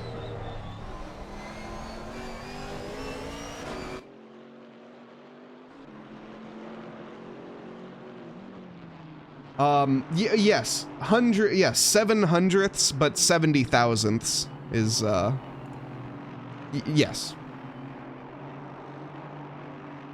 70 thousandths sounds more dramatic, and it's equally true. So that's the one we roll with. It's all good, man. It's all good. Like I say, it's for the drama. 7 hundredths just doesn't sound as cool. I don't know. At least to me. I could be wrong, but that's just my personal opinion. It's like the difference between saying half a second and 5 tenths. 5 tenths sounds so much quicker than half a second when they are the exact same thing.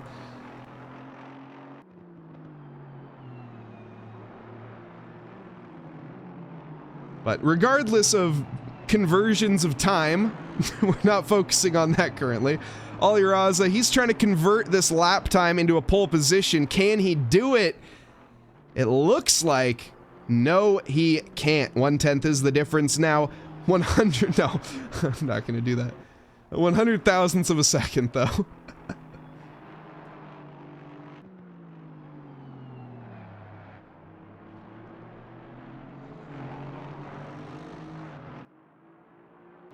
Casey Schutte in the 444 and P3, the Reckless Racing GT4. Casey, he hasn't been delivering, I think, in the results that he has been expecting. Maybe not quite had the practice time. He's had to go on a few vacations as well, or not vacations, work vacations, if you want to call them those. Taken away from his driving time, and as a result, he's been a little off the pace, especially in the GT3 cars. But here in these GT4s, looking strong. 2 tenths off of Dan Brace, 1 tenth off of Ollie Raza. Now, the conditions could be a favorable factor. I know Casey does enjoy himself a bit of the wet weather driving.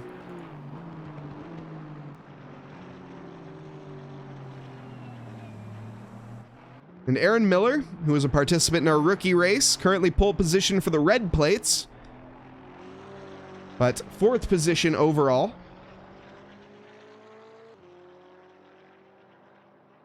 Dan Brace also improving on his time, currently a 1:43.6. Actually lost a bit there in Sector 3.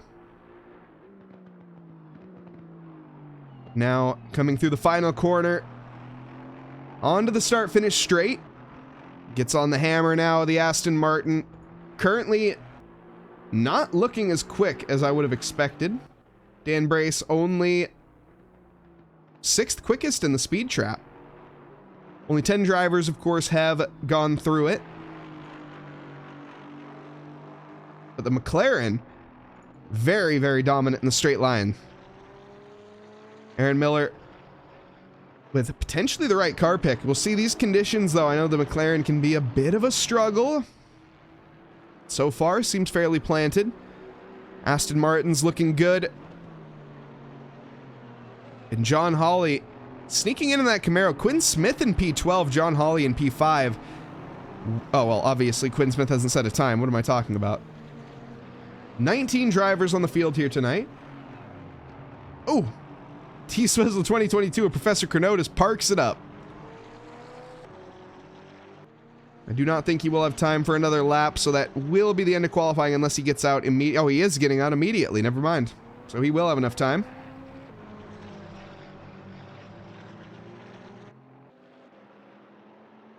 Keeping an eye on Aaron Miller. He will have one more lap. Oh, no! He bins it on the final corner. Doesn't bin it, but he loses it on the final quarter. Gets back on the throttle. Now, this is going to be a very tricky lap to improve on. The virtual checkered flag will fall at that 10-minute mark, and he will no longer be able to start a lap afterwards. We'll see the odd-plated drivers come out onto track.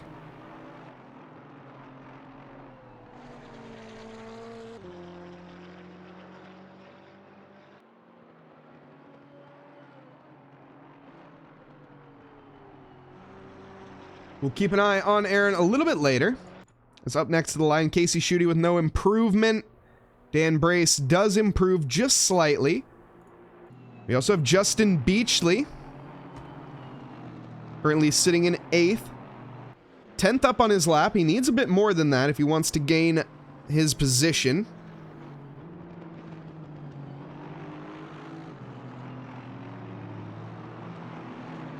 This is getting ready to head towards the penultimate corner. 3/10 up. Looking solid here for a potential P5, maybe even a P4.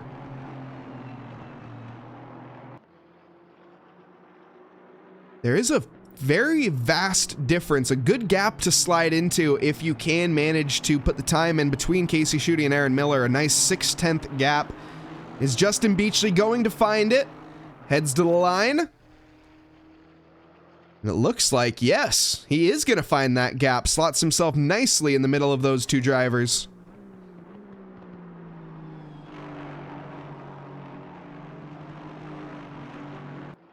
Hey, Momo, thank you very much. It's you guys that make it possible. Of course, the rookies are the ones that make that possible for being in the race in the first place. So if you guys are interested in signing up, I know Simracing can be quite the intimidating endeavor to get into, and if you want to dip your toe, that is, in that shark-infested waters of Simracing, well, there's a little bit more forgiving of a pond where we got some, koi fish over here, and it is going to be, of course, that rookie league. You can head on over to SimGrid and take a look.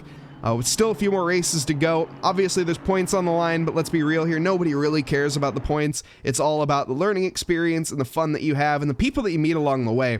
That's one of the things that I don't think gets talked about enough, is the fact that a lot of these drivers the new drivers coming in, they come into the Discord, they find a lot of these, very, very friendly people. First off, everybody, I gotta say it, TRACKILICIOUS is super cool when it comes to asking for help. Any of the admins especially, or anyone that's just chilling in Discord, you pop in, super welcoming. Do head on over, a link to our Discord as well, I'll pop that in there. It's great community, highly recommend. And any questions that you have, we also have multiple text channels for every championship, and you can ask questions about setup, and there are quite a few people that are more than happy to answer. Justin Beachley, I think he's also one of those guys that's happy to answer. That wasn't the most happy thing that he's done, though. A little bit deep through the corner. Does invalidate his second attempt here. We'll have to try that one more time. Ali Raza comes to the line, and that will be it for him. In fact, Justin Beachley will not have another time, excuse me. That is going to be the end of his qualifying, and he practices his pit entry. You'll love to see it. It's a good reminder to all drivers to practice your pit entry.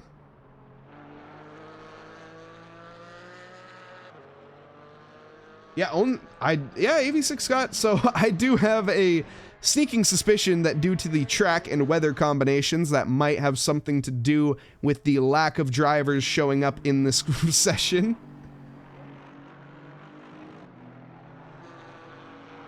John Hawley really tried to throw slicks on at the end. The track wasn't ready. Oh, valiant attempt, but not gonna happen.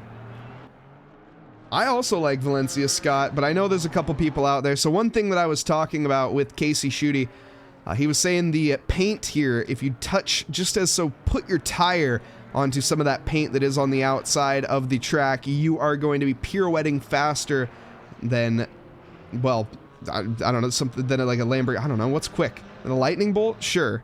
I didn't have anything clever planned on that one.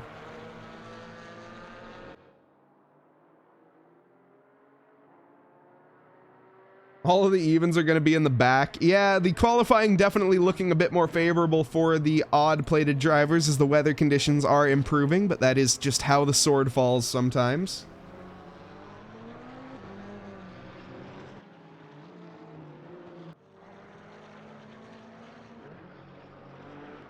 And we have JP Reed. I know we had a question in chat earlier. Any Australian drivers on the grid? Well, here you go. James Pierre Reed. In the Celsius Auto Club, the I almost said the Australian car. Oh, man. Oh. The Austrian car with the Australian driver. That's not confusing at all. We're going to see brake issues in T2. We're going to see brake issues everywhere, as the grip levels are going to be minimal. We'll see how it looks when we actually transfer over into the race. We've seen all the way up to flooded conditions in the practices leading up to this. The weather is lightening up. JP Reed going to get held up on this lap.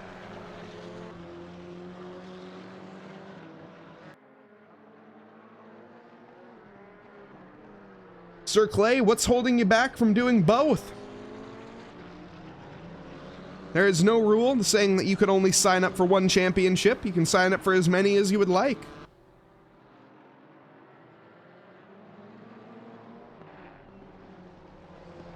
Oh, no.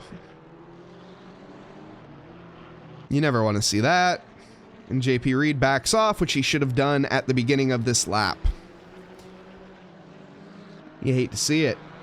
Milo Stansky there going to be really upset, I would imagine, with JP Reed, and he's going to just take into the pit lane and try it again. Yeah, I mean, I don't blame Milo's there for being upset, as it is just because you are the faster driver does not mean that the car in front of you has to move out of the way in qualifying. You are, if you're on a valid lap, you're entitled to your own room, so... Do we know if there's anybody signed up for all of them? If there would be, it would be someone like Potts, maybe? Potts Weaver? Maybe George Elmer? Maybe Ollie Raza? And Casey has been, he does as many as he can. So there's a few. And yeah, Momo, so now nobody has a good lap. Exactly. Exactly. Rather than just having one person have a good lap and one person not, everybody's got to have a bad lap now. Thus is the nature of traffic. It's a small track. You know, let's give the drivers some credit here. 2.4 miles they have to share amongst like 10 drivers, which is, you know, fairly doable. There's a very nice juicy gap behind the number 13 driver, which you could slot yourself into with plenty of open air if you are worried about that. I can sign up for all. You know what, John? You're right, now that you mention it.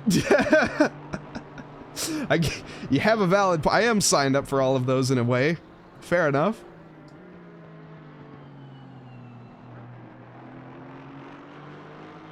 Able to set the sleep. Oh, that's right. You're over in the EU. That's right. Where'd you say you were, Momo? Were you in Australia? Where did you mention? I know you mentioned it the other stream. Luxembourg. That's right. I knew it was somewhere that I've never... I don't think we've had any other... Luxembourgian drivers? What's a person from Luxembourg called? That's a great question now that I think about it.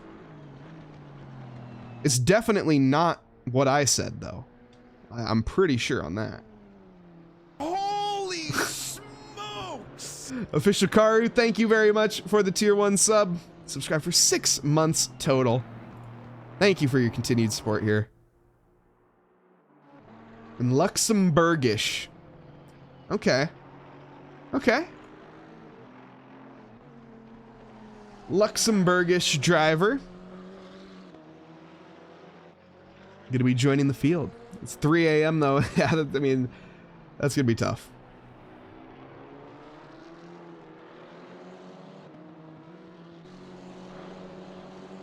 JP Reed tackling the track here in a lawnmower and doing a fairly good job of it. 7/10 off of pole position. That car, it's not JP Reed that isn't competitive. It is the car. As you can see right there, a massive sudden moment of understeer with a violent correction of oversteer.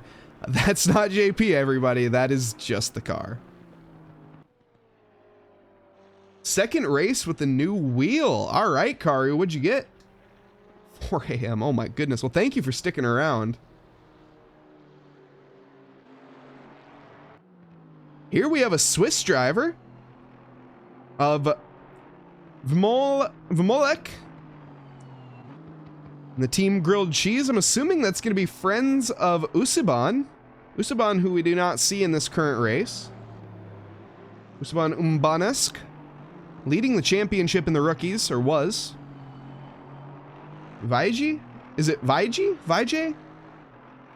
Molek Vaije?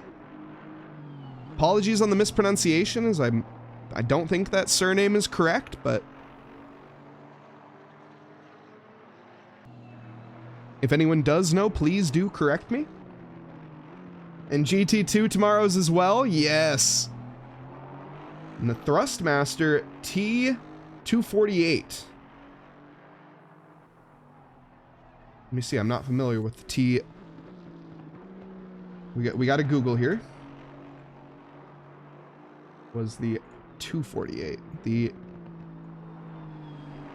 And do any of our championships have prizes? No, not at the moment. None of our championships have prizes.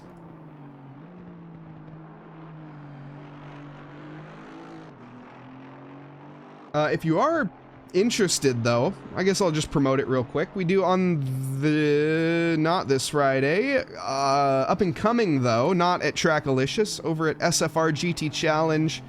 If you guys... look that up on SimGrid. I don't know, I can maybe find a link.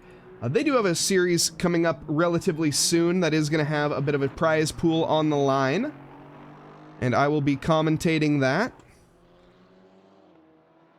And that'll be on Fridays. Let me pull up the link for it and I'll send it in chat if anyone is interested. It's their Friday night leagues. And yeah, Reaper in chat there. There's the link. You want a TRACKILICIOUS sticker as a prize? We've given out a TRACKILICIOUS trophy before. So that is actually something that has happened.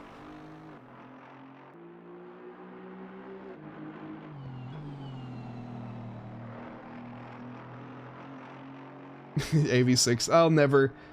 Let's be real, I'm never going to be able to leave TRACKILICIOUS behind at this point. For better and for worse.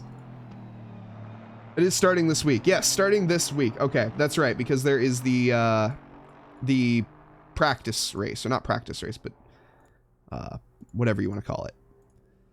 Regardless, qualifying is now done, and the results are in. It seems that the second qualifying runners were not as benefited by these conditions as we would have expected. Dan Brace takes pole position, Casey Schutte in second, and Ali Raza in third. Watch out for curbs and exit, and remember to brake early.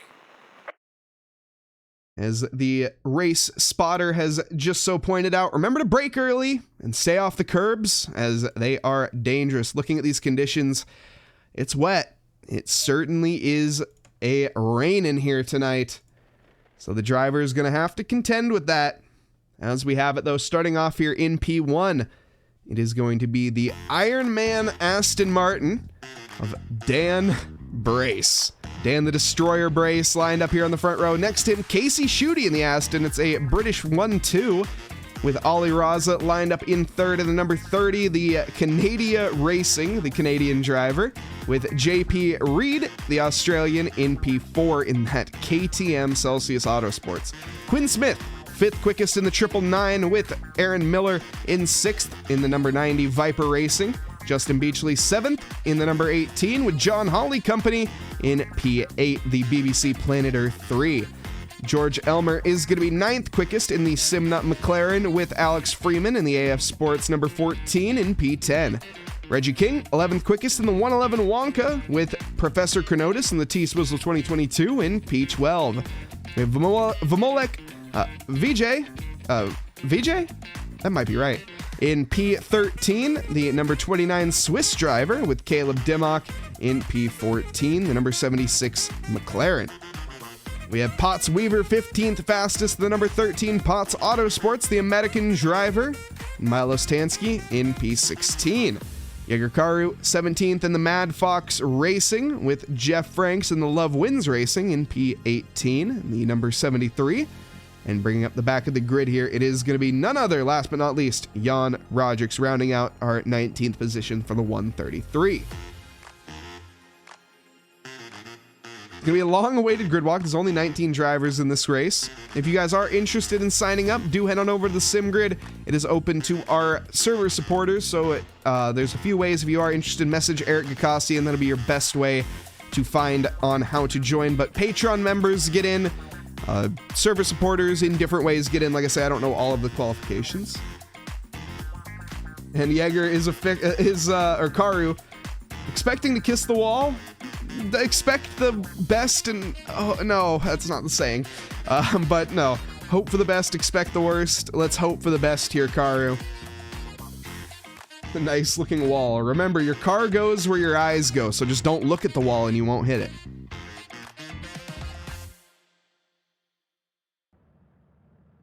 As the cars all get ready and rev their engines up here, we can see the grid full of cars, 19 of them in fact, as they get ready for the pull away here. Go up to the front and watch as they begin their 2.4 miles before the storm. I was going to say the calm before the storm, but the storm clearly has already arrived. Just another form is going to be starting. We have another wave rolling in.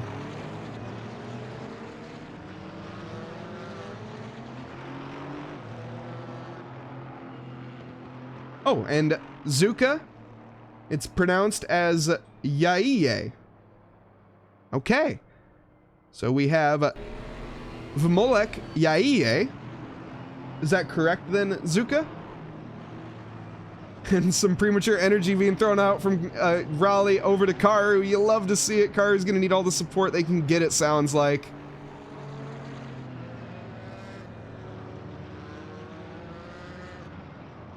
And before the Tiny M gets bullied by the Chevys and the AMGs. Yeah, let's, the KTM is definitely a little out of place on this grid, but hey, you love to see it.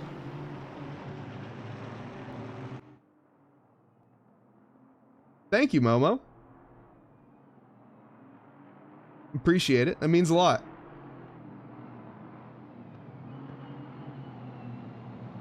And into turn 3. We'll see. Like I say, this is the calming. This is the moment where, you know, you have a little bit of noise. This is the speech time before Waterloo, of course, when the two sides have yet to meet and the cannons have yet to sing. We have it. Quite a bit of horsepower on this grid. Dan Brace, who has quite a bit of experience with this Aston Martin, for better and for worst. He has driven this car with the engine inside of it and with the engine outside of it. Of course, having a bit of an engine blow a few races ago. He'll never live that one down. Sorry, Dan, if you are watching. But if you are able to blow up the 4.0 liter twin-turbo V8 that is of the Aston Martin, you deserve a little bit of ribbing. Giovanni, welcome, welcome. It has been a while. Absolute pleasure.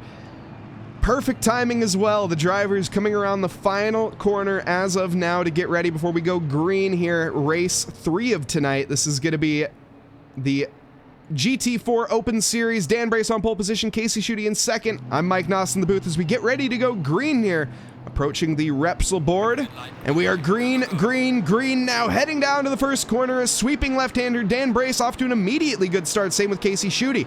Looks like the inside line is going to be compromised, though, as Ollie Raza going to have a nose down the inside. He is JP Reed, firmly onto the outside there, trying to carry that speed through. He's going to do it as well. It's going to turn, though, back to the outside again. He gets his nose fully alongside, though, trying to carry any momentum he can. Ollie Raza, though, blocks him out. Behind that, looks like Aaron Miller is going to be off to a fairly even start as well, with Quinn Smith ahead of him, battling JP now. Position changes in the back as we have a little bit of contact, it seems, but everybody is so far so green. Doesn't look like we've had any yellow flags just yet, especially for the conditions. That is tricky. Or yellow's ready, says AV6 Scott, but I think you may have jinxed it in a good way. You love to see that. John Hawley, though, P7 currently. He's up 1 position. Chronotis up 4 positions. Justin Beachley getting caught out at the beginning, down 2. And George Elmer down 1. Sunset Racing League with a rating party at 9. Thank you so much. I hope you had a lovely stream, Sunset Racing. Let's give you a little shout out. I'd love to know what you guys were racing.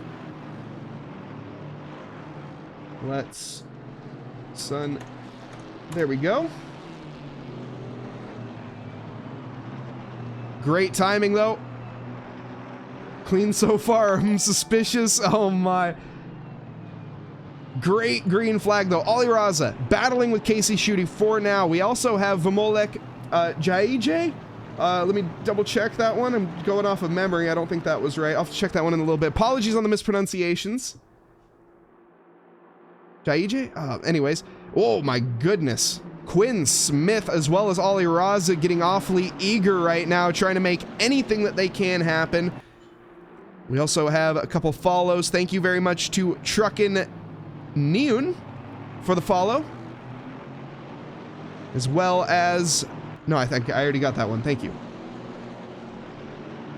Yaiye. Thank you. Thank you, Roofless. Very, very curious to know where that name is from. The country of origin. If you do know Zuka, please. That is a very interesting last name. I've never heard that. Professor Chronotis up 3 positions. He's lost 1 since the start. Falling back, though. George Elmer seeing what he can do. As it stands... Maybe a move here. Chronotis leaves the inside wide open, but not able to take the opportunity. George Elmer would have to be very, very bold and carry quite a bit of speed to make anything happen there. We have some issues for Quinn Smith. He drops 2 positions in 1 corner there. Let's see if we can maybe go back and take a look. No, we're not going to go back and take a look as we have side-by-side racing. John Hawley putting the pressure onto Aaron Miller.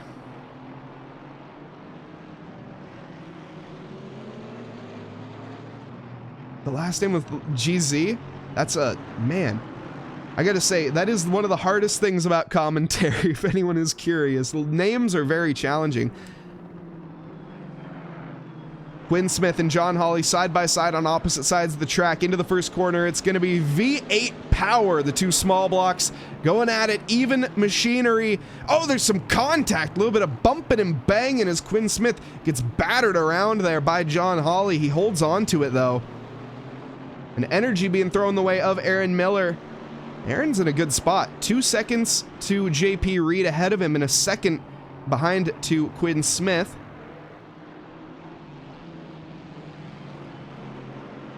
Also, Ollie Raza being very patient, trying to bide his time and battle with Casey. Now, Casey and Ollie, obviously good friends, so that'll be a fun little scrap to see how that one develops as time goes on. We're already seeing a little bit of field spread. The rain is definitely playing a part to that. We saw a couple pit stops as well. There's 1 mandatory pit stop in this session. If you guys take a look over on the left-hand side where you can see your favorite driver's name, You can find that number 1 in the orange. Now, when that turns into a green little dot, as Professor Chronotis here is demonstrating for us, that means that you are good to go to the end and you will be green all the way. So Chronotis going for a very early strategy, or a very early pit stop strategy to get that clean air and not worry about anyone else, and he's going to be driving his own race for a while now.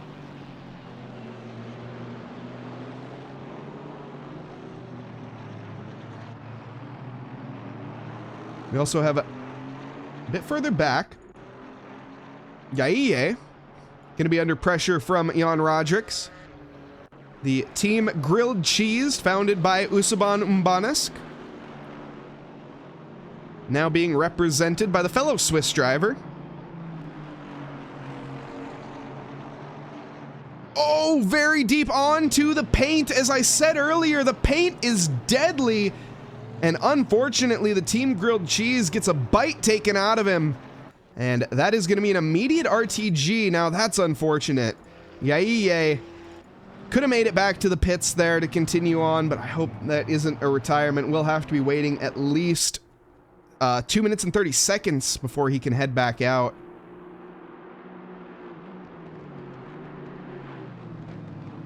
You hate to see it. As Jay has pointed out, you do in fact hate to see it. Zuka, no, cheering your buddy on there. You got to get him back out on the track, Zuka. Get into his messages, get him back out there, and get him to the checkered flag. That's the most important thing at this stage. Podium battle developing. Oh no, Casey's deep. So is Ollie, though. A little bit of monkey see, monkey do in that case.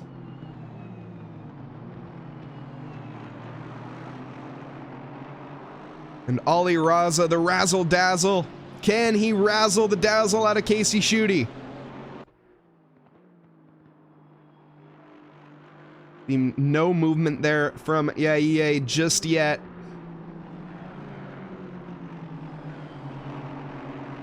Casey parking it right in the middle of the track, basically.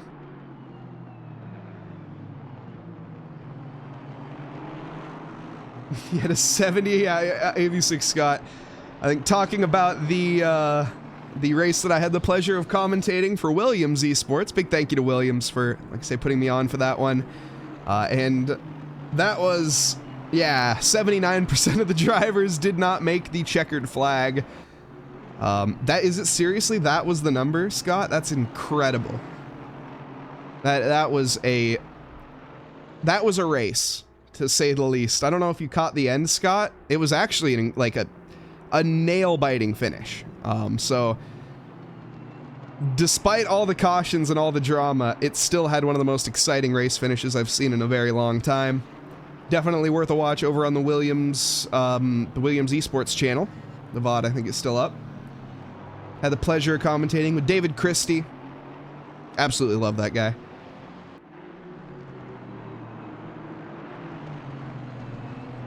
He's coming back out on track. Let's go. Well, not yet. We'll see. I'm sure he will be. Oh, no! Justin Beachley has contact with John Hawley. He yields, allowing John Hawley to keep the position. Slight error there from Justin Beachley. Let's take a look at that one. This is a replay. So let's see here. John Hawley leaving an entire... Oh, my goodness. All right, well... The space left didn't matter. What a save from John Hawley, first off.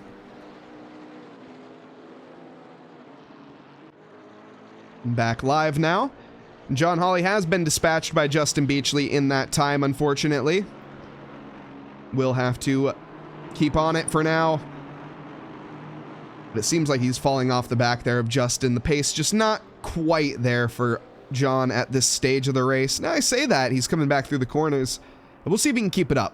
The lap times are going to be the problem here. He is currently a good half a second, no, about 0.7 of a second slower per lap. And AV6 Scott cheering on the Raza. Ollie Raza. And there is Vamolek back out on track. Yaiye deciding to rejoin. A true warrior. It's not about the position that you finish in. It really is about getting that experience. You know, that's the thing, right? Is if you get crashed out every time if you get crashed out and you just retire, you're not learning anything. You're not learning how to recover. You're not actually going to see what your true potential is. You know, as at the end of the day, it sucks getting punted by somebody, hitting to the barrier, or just losing it yourself, and the frustration can get to you. And sometimes it isn't worth it to continue, but sometimes, though, especially in these conditions when you're with these drivers, it's worth the effort to actually go back out on track, put the work in, and just, A, get to know the field that you're driving with, and B, get a little bit more experience under your belt. Unfortunately, Jaeger has had a bit of an offing as well. Rejoins extremely safely. Oof, you can see there, self-inflicted error runs deep. But very, very respectful on the rejoin, not sending himself back into traffic. Great job from Jaeger.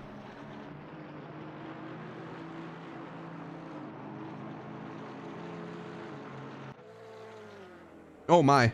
Jaeger has found himself back into the ditch. Also, have had confirmation from Mason Pirachalski in chat that I have been nailing his name. Now, I'm pretty sure I said it a few different times today, but that's okay. We'll take the wins where we can get them. I do apologize to any mispronunciations that I have. You know, I do my best.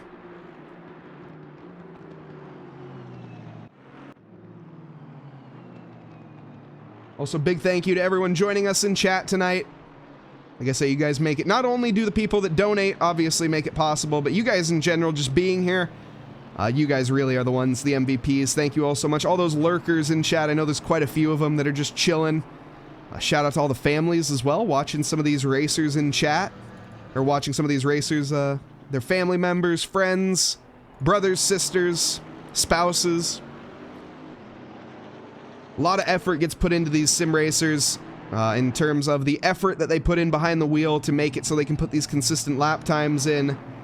And yeah, it shows. The families, obviously, I don't think a lot of people understand. Sim racing's a pretty big niche, so.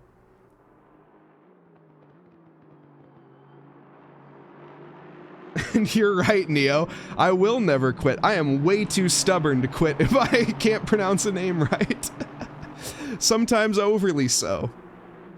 Sorry, Vadik. Still can't pronounce your name right. And Ilipo, I think I still can't pronounce your name right. But, those Eastern European names, those are the tough ones, man. Oh, here we go. Ali Raza making the move. Dan Brace. This is for the lead of the race. Dan goes a little bit wide, closes the gap up a little aggressively. Ali Raza definitely was entitled to the room there, and that is going to push Dan wide and allow Casey to slide back through. Dan Brace not having any of it, though. He goes late onto the brakes again and holds the position. He will have the inside line for the coming left-hander. He should be able to secure this position.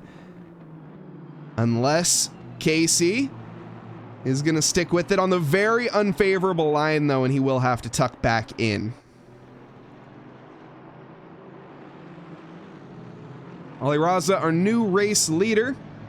Fastest lap belonging, though, to Dan Brace. He definitely can take it back.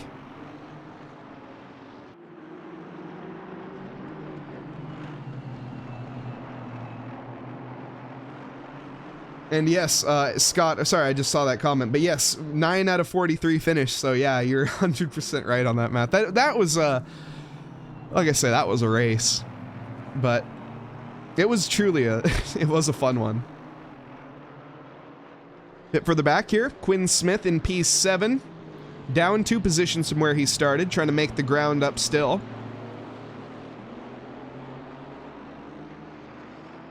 We've seen a few more pit stops since the time of Professor Chronotis. Alex Freeman has come in. Potts, Weaver, and Jaeger, I think, have all made a stop. Vomolek does still need to make 1 mandatory stop, as that return to garage will not count. Pull up the full timings there so you can see where everyone is.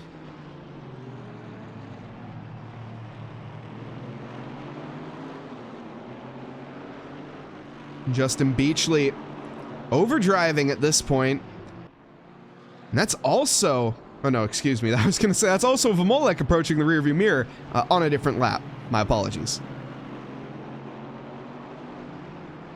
We have a nice little train, though, as the head of the snake winds around. Quinn Smith trying to dispatch Justin Beachley, who seems to be struggling for pace. Oh, Vamolek, no! Loses the back end on the curbs. Hits the wall again. That's nothing. A light tap. Shouldn't be too much of an issue there for that Aston Martin. Not ideal by any stretch.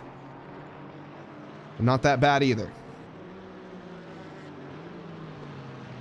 This is a brutal fight between these two Camaros, by the way. Quinn Smith and John Hawley really keeping each other honest here. Equal machinery is the worst battle to have for a driver because there is no advantages besides the skill.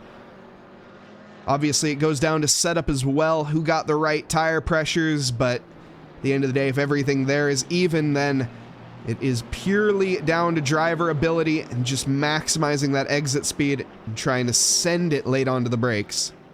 Caleb Dimmock, uh-oh. A little bit of an off, rejoins the track safely. Yes, he does. Looks like it shouldn't be too much of an issue. Let's see what happened. Caleb here. Oh, loses the back end well before he reaches the corner. These conditions are tricky.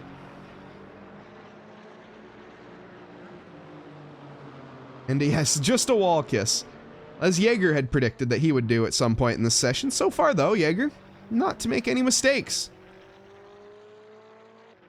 I think has been fairly on it, and great job from the Mad Fox Racing of Karu as they continue on here.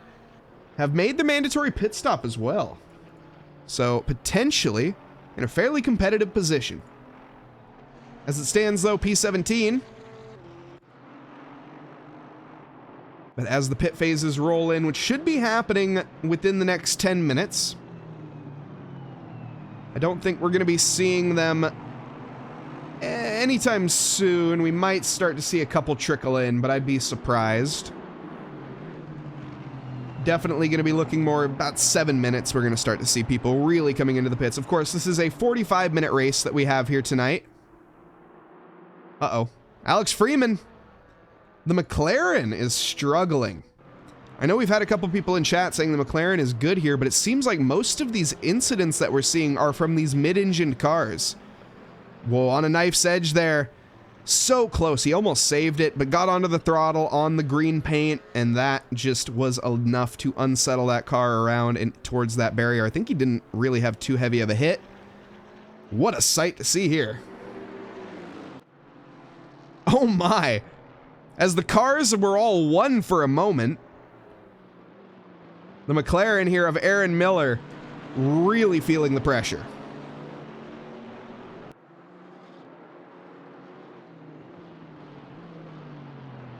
Justin Beachley gets by as I'm mid-hydration. Nicely done. John Hawley also capitalizing on Aaron's mistake there. Aaron going backwards at this stage. He needs to hold on to one more. Quinn Smith going to be trying to keep that momentum rolling as the dominoes are tumbling here for Aaron. I think he does manage to stabilize. Leaves the gap open there. Quinn not going to be going for it. Mason can barely drive on this track in the dry without sliding. Yeah, it's a tough track. Very low elevation. It's so, ooh, boy. Quinn Smith, a little late on the brakes. That is going to be a new pair of racing trousers for the both of them.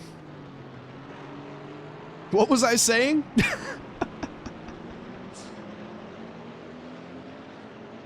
Thank you, Mason. I saw your message in Discord. I appreciate that, brother. Pierschalski. Yes, Pierschalski? Oh no, Aaron Miller loses it. The McLaren is just not able to keep it between the mayo and the mustard. Let's go. This is the replay again, everybody. We'll get it from a different camera angle this time. Aaron Miller.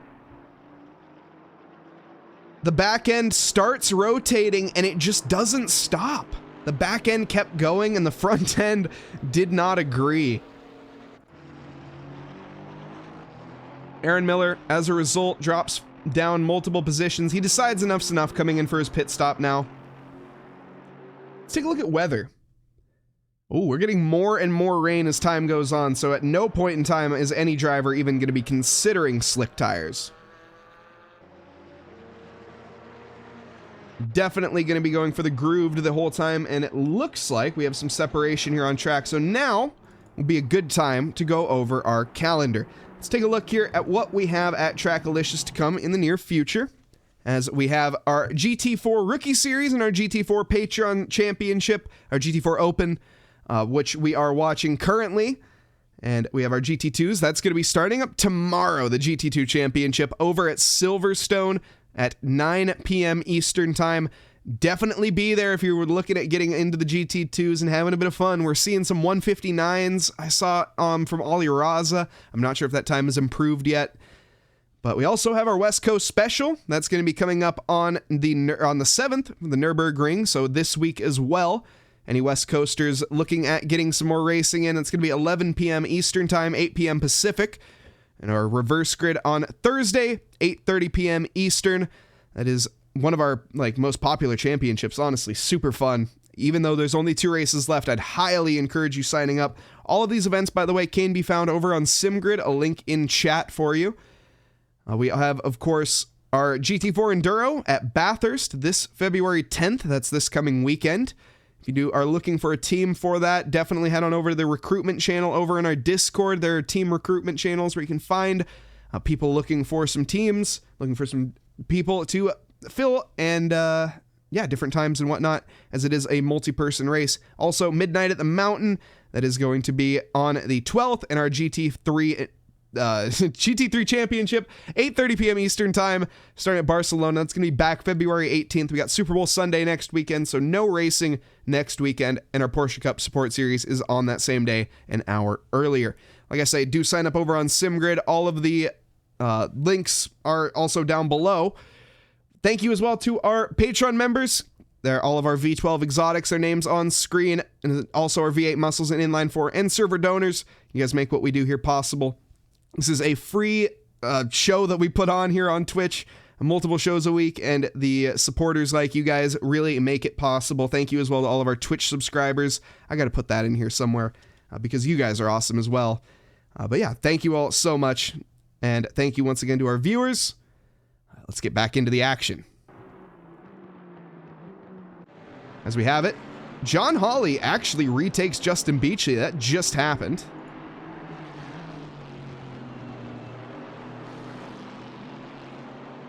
Now going to be fighting for it. The rain does seem to be intensifying here. There is no denying that. Dan Brace decides to come in for his pit stop. We're exactly halfway through the race, or just about.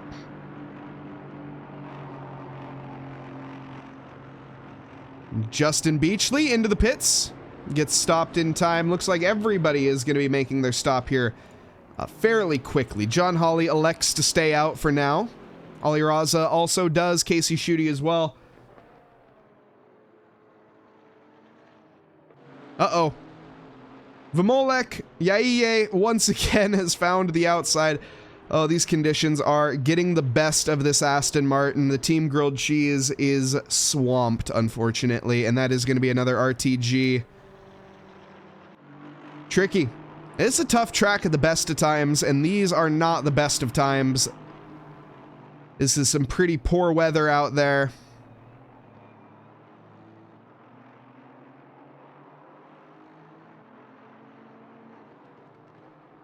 Nzuka, hey, it's all right, man. It happens.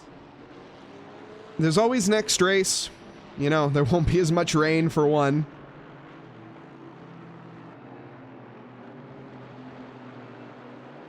Taking a look as well, Alex Freeman. He has made his pit stop he's in a fairly good spot right now. He's behind Dan Brace by 7.9 seconds. Molly is what we call him. Okay. Molly.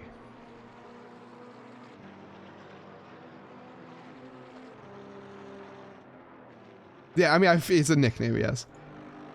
We'll stick with Vimoli, or Vimolek, excuse me, for now.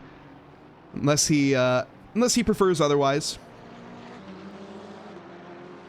Professor Chronotis made the first pit stop back at the first lap. He is now finally having some competition. Reggie King is only a second ahead of him.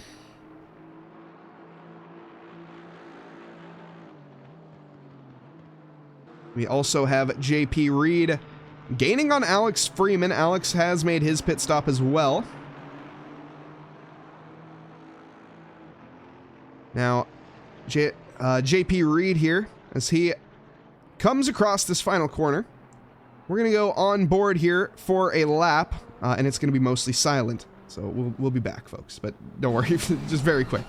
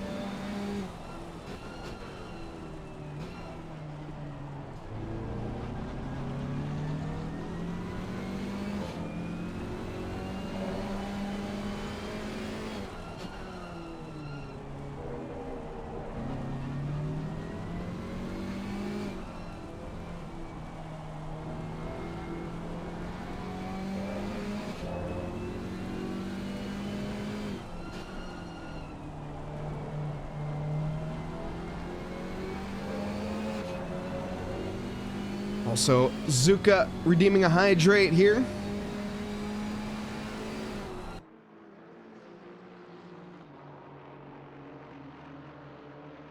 And Zuka also in the GT2 race. Unfortunately, I am not going to be able to commentate the GT2s. I genuinely wish I would be able to, and especially because the first race is at Silverstone. I feel really bad that I have to miss it. I might be there for the first one. We'll see. I might be able to make the one tomorrow. But coming up in the near future, I definitely won't be.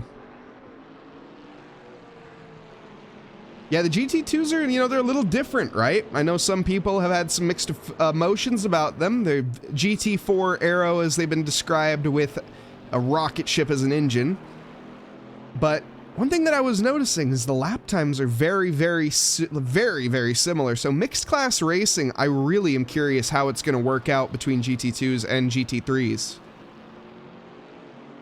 I feel like, I don't know. I don't know what to think, especially come the time of the Nürburgring and whatnot, when we get the Nordschleifer that drops. How is that going to work?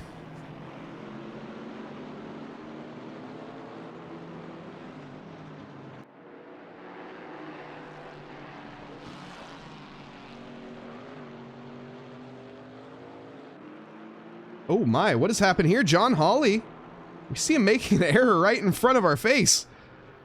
Might be time to come in.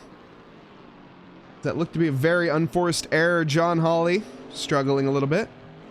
And Zuka enjoying the Red Bull Ring. I gotta say, I haven't driven the Red Bull Ring yet in ACC, but I absolutely loved it in the Formula 1 and MotoGP games. Got quite a few laps on it. Spielberg, of course.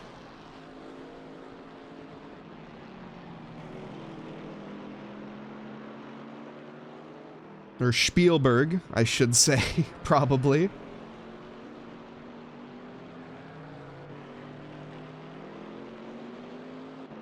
Jan Rodrix decides to make his pit stop. And Dan Brace, who will be our race leader, is going to be put back into fourth. Estrel would be great. I know we've had this conversation a few times, Zuka. The Slovak Ring would be honestly, nobody knows that track, but I still think we would get more of the Asian circuits before we get any more European ones. At least I hope so. I don't think there are going to be any more circuits added after Nürburgring. I'm just going to go out on a limb and say that. I obviously have no information, but I see the Nürburgring being their last DLC that they drop before they start the full development on AC2 and working on that, I would imagine. Would hope. Yeah, I am also quite surprised that there is no GT Asia Pack as well. I think that the GT Asia Pack would have been a better suit than the English tracks, just personally. But, you know, I still like the British tracks. They're all right. But would love to see some Fuji. Wait. Fiji? Fiji. My bad. Fiji. Always do that. As well as maybe some Motegi. Fuji, it's Fuji. Okay, my bad. Yeah. Some Motegi as well would be awesome to see. Yeah, as those are some tracks that definitely would be, I think, great on ACC. Very tight, tricky tracks. I know that's not quite Hungaroring. Hungaroring, not the most technical track. It is. Red Bull Ring. Definitely is a technical track, especially that middle sector. Good overtaking opportunities. A couple, not good, okay overtaking opportunities. Vadik, welcome, welcome. It's going quite well. We're in the middle of pit phase right now, so the battles are kind of spread out. The drivers making their way around. The weather also is worsening by the minute, it seems. Very poor conditions, poor visibility. And very excellent driving, to be said. As I say that, I think we have a yellow flag thrown into the air from Caleb Dimmock, but no Mazas tonight. No one is crazy enough to go no traction control. We have a KTM. That is the extent of our insanity. Didn't even have any Maseratis in the Rookie League either, now that you mention it. Mazda, not the most popular pick this time around.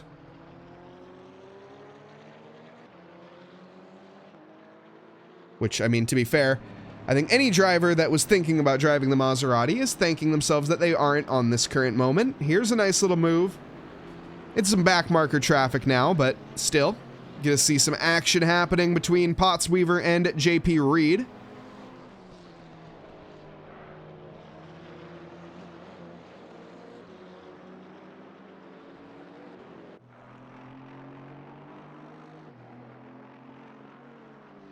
Uh-oh, and Karu is in chat now. That's not good. Karu is supposed to be out on track. You tried, still need to do some setup this wheel, or set up the wheel correctly, and did a lot of drifting. Fair enough. But hey, good effort. And this is probably, like I say, these are the tracks where you learn how to use those wheels and you learn how to push yourselves. Vadik, thank you very much for checking in. I hope you have a great rest of your evening, brother. But yeah, this is the type of conditions where you'll learn how to drive, or you're going to smash your head into the wall repeatedly, and there's no in between. Maybe a little bit of both, actually. These are some of the worst conditions drivers can face themselves in, but it separates the talent, really, from where... I mean, well, no, it doesn't do that. It's where different people can shine in different situations, I should say. We have... people who are in better off in better conditions. Quinn Smith, who's leading this race, hasn't made his pit stop yet. Doing fairly well, but also, I think, a little out of position from where he would normally be. Dan Brace behind him will be taking the lead of this race. He also has fastest lap currently with a 1:43.7. The number 46 Ironman Aston Martin. Currently P2, but soon to be back into the front, as the Quinn Smith does decide to make his stop. JP Reed gaining on Casey. 1.3 seconds is the gap here. Closest action we'll have at this stage, as the drivers are doing more survival at this point than they are battling, which is totally understandable.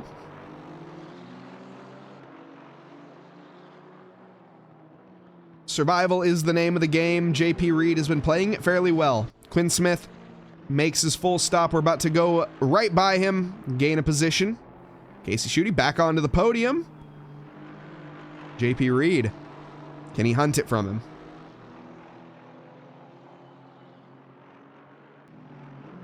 Where is Quinn going to come out? Quinn's going to come out probably around Professor Chronotis, actually. He was around, I think, George Elmer.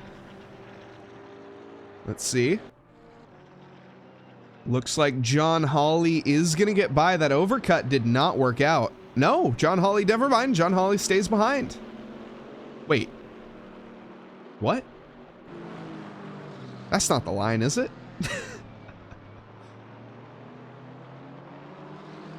Was that the line? Or was that just a line?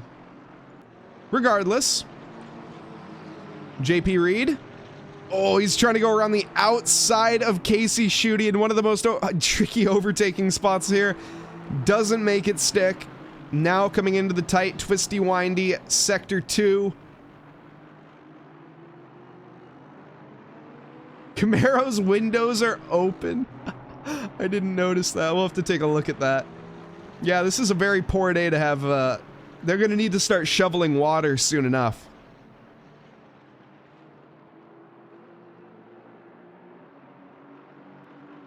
Casey has had to hold on to the position from Ali Raza. He wasn't able to do it. He was trying to hold on from Dan Brace. He wasn't able to do it. Can he do it to JP Reed? Everybody has made their one mandatory stop at this stage. We're going to be green to the end. 8 minutes and 47 seconds left.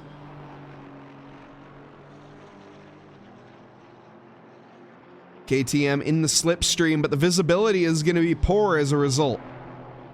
Oh, but that's wide for Casey, allowing JP to slip onto the inside now. He'll have the inside for the upcoming corners, but I think he has got it done before we even reach turn in.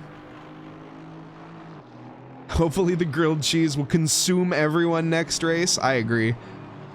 We've got to get Usiban back out there as well. Have 2 Team Grilled Cheese members. And 2 Swiss drivers. Zuka, where is your buddy from? I'm just curious. Because I feel like they are a Swiss native. I'm just going to go out on a limb. Usiban isn't... Oh, Usiban's not in the open. Okay, fair enough.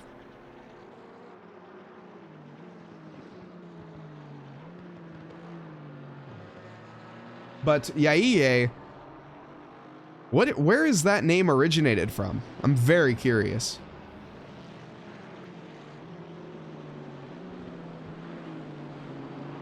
He's just owning the rookies? Yeah, fair enough. Well, he lost a couple points today with a no-show. Also, JP walking away from Casey. Casey just not... Oh! Good save! Good save. Bit of a brown pants moment there for the Reckless Racing GT4 driver. A bit of a reckless move. RC Joseph excited for the Wednesday races. Yep, the West Coast Wednesdays. Wait. Hold on.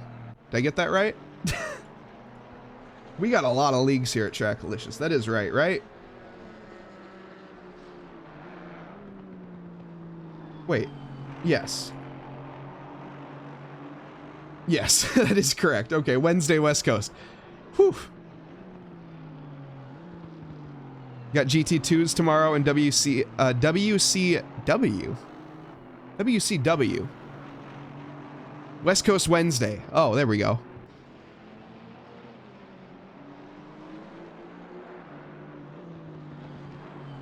And you're not sure of Yaiye's origin. Okay, I'd love... You gotta ask him that, or have him message, because I am so curious. Also, Usiban.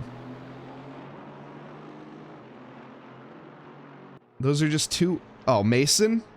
Mason? We're gonna have to throw hands, it sounds like. Silverstone's my favorite track.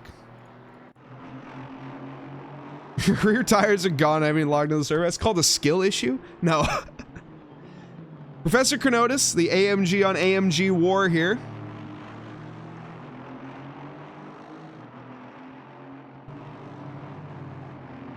Silverstone is definitely the best track of all time, and nobody can change my mind because it's just a fact. It's a fact in my opinion. I love Silverstone for MX-5s, F1, MotoGP, GT, whatever you want to race there. British Touring Car Championships, Pragas, it doesn't matter. That track's amazing.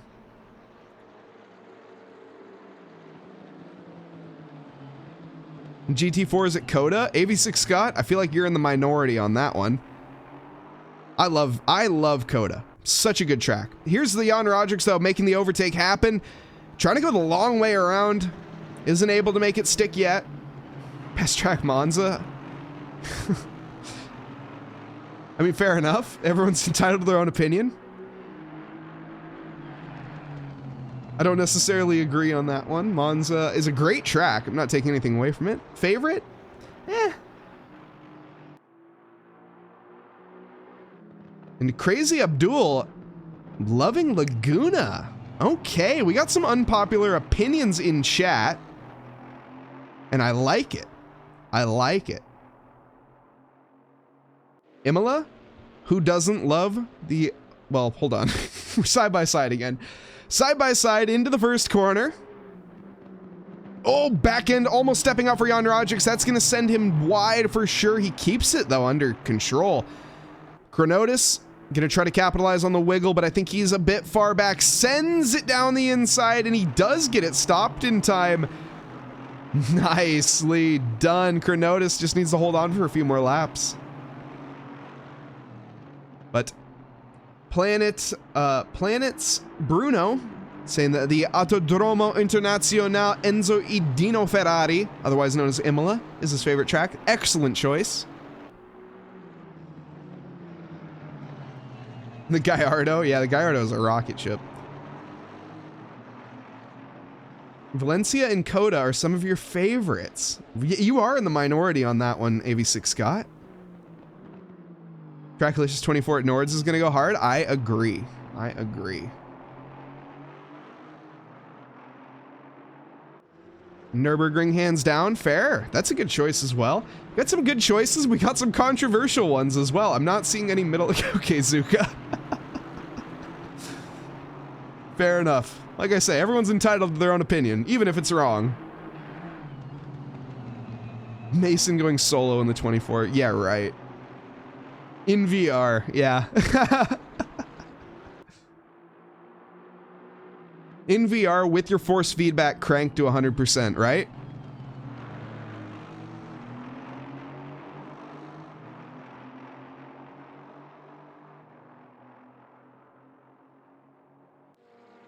So what if I'm blind? Yeah, so what if I'm blind and have motion sickness for the rest of my life? That's beside the point. Mason, or not Mason, Jan Rodrix trying again. Forces Chronotis deep. This is where he wants him. Sets up the inside line for the next corner. Heading into the second corner now. Should be done.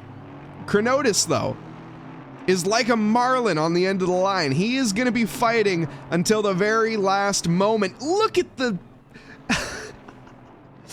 And he forced Jan Rodrix deep as a result of left-right-left movement there. Chronotis doing maybe a little bit of showboating, but that's some fancy overtaking attempts.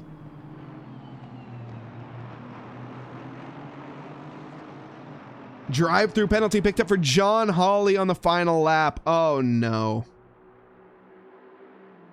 BBC Planet Earth has gone and explored more than just Africa. They have now explored the track limits here at Spain, and well, he has found that that will result in a drive-through penalty.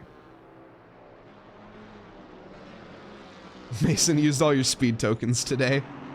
Hey, you didn't get a penalty though. Need an all-driver, no-force feedback race. That would be interesting.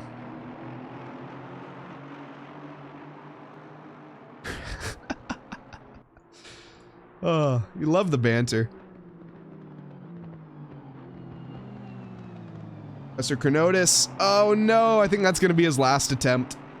He tries to keep the position, tries to hold the top 10. I don't think it's going to be able to happen. Pushes the car just slightly too much on that last lap. And with 30 seconds left, Dan Brace is going to be coming around the final corner to begin the last lap here. Completed 25 laps up to this point. You shall not pass. Who is Professor Chronotis? So Professor Chronotis is a absolute legend. One of the Trackalicious admins, and has kind of made what we do here possible, just like by himself in terms of our leagues running. Not by himself, there's helps of others, obviously, but Chrono is one of those people that's just built a little bit differently. Has made the bot for the reverse grid, made the bot for everything. The bot in Trackalicious is made by him. And just overall an incredible guy. Oh my goodness, wait a second. Jan Rodrigues is behind Chronotis now. Well, yeah, as AV6 Scott points out, Jan sends himself into the stratosphere there. What happened? There's one lap to go, Jan. I'm sorry that I missed that, everybody. I just didn't see it coming. Well, now Chronotis has held the position. Send it, indeed. It's a send and a half. Okay, Chrono, keep it between the mayo and the mustard. You got one more to go.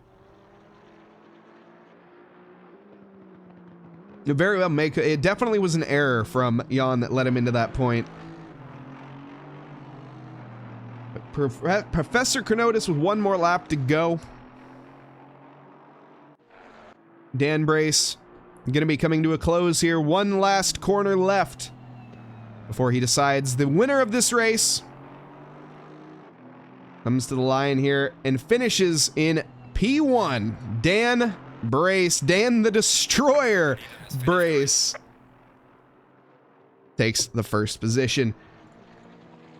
Ali Raza finishes in second, 7.5 seconds behind, and JP Reed finishes in third, 10 seconds behind Ali. Justin Beachley going to be battling Casey Schutte all the way to the end. The 444 and P4, is it going to stand? The drag race now as they head to the line. It's going to be a photo finish, and it looks like Justin Beachley is going to take the position. Casey Schutte pushed down to P5. Justin going to be thrilled at the end there. John Hawley, oh, has an error. That's why he has a drive-through penalty as well to serve.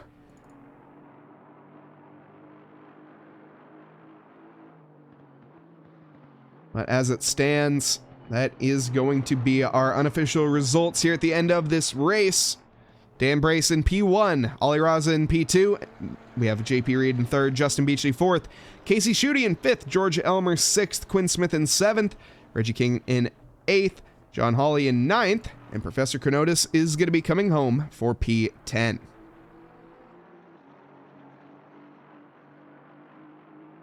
As we have it, let's see if we can pull in some of our drivers. We'll definitely be able to land one with Ollie and maybe with JP. Dan Brace, I gotta say, he's been a bit of an elusive one. I'd love to land an interview with Dan Brace. Ollie Raza is such a studious boy and already in the... Look at that, JP Reed as well. So studious and already into the green room. Let's head back to the booth. Welcome back, everybody, as we get everything set up before the end of this race. And we have our interviews to begin. We're going to start off with our P3 finisher. It's going to be JP Reed, James Pierre, finishing third position in the KTM, the Australian driver in the Austrian machinery. How's it feel? Oh, you're muted, JP. Now I am not. It feels good. Constant streak of podiums, but another challenging race. A lot of fun.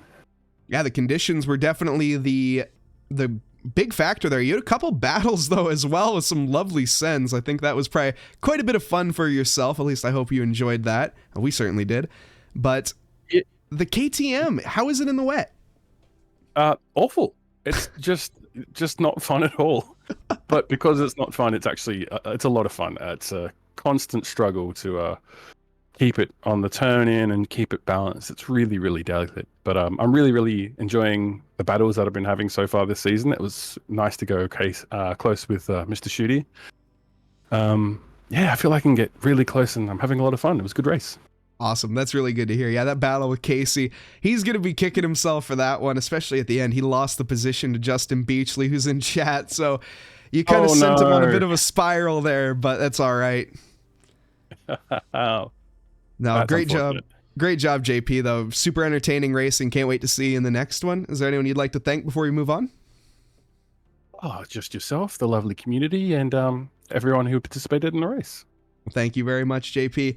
That's going to be JP Reed, everybody, the Australian driver in the Austrian machinery. Or should we say the Austrian driver in the Australian machinery? I don't know. We'll think about it. JP, thank you. Up next, of course, will be Ollie Raza, the Razzle Dazzle.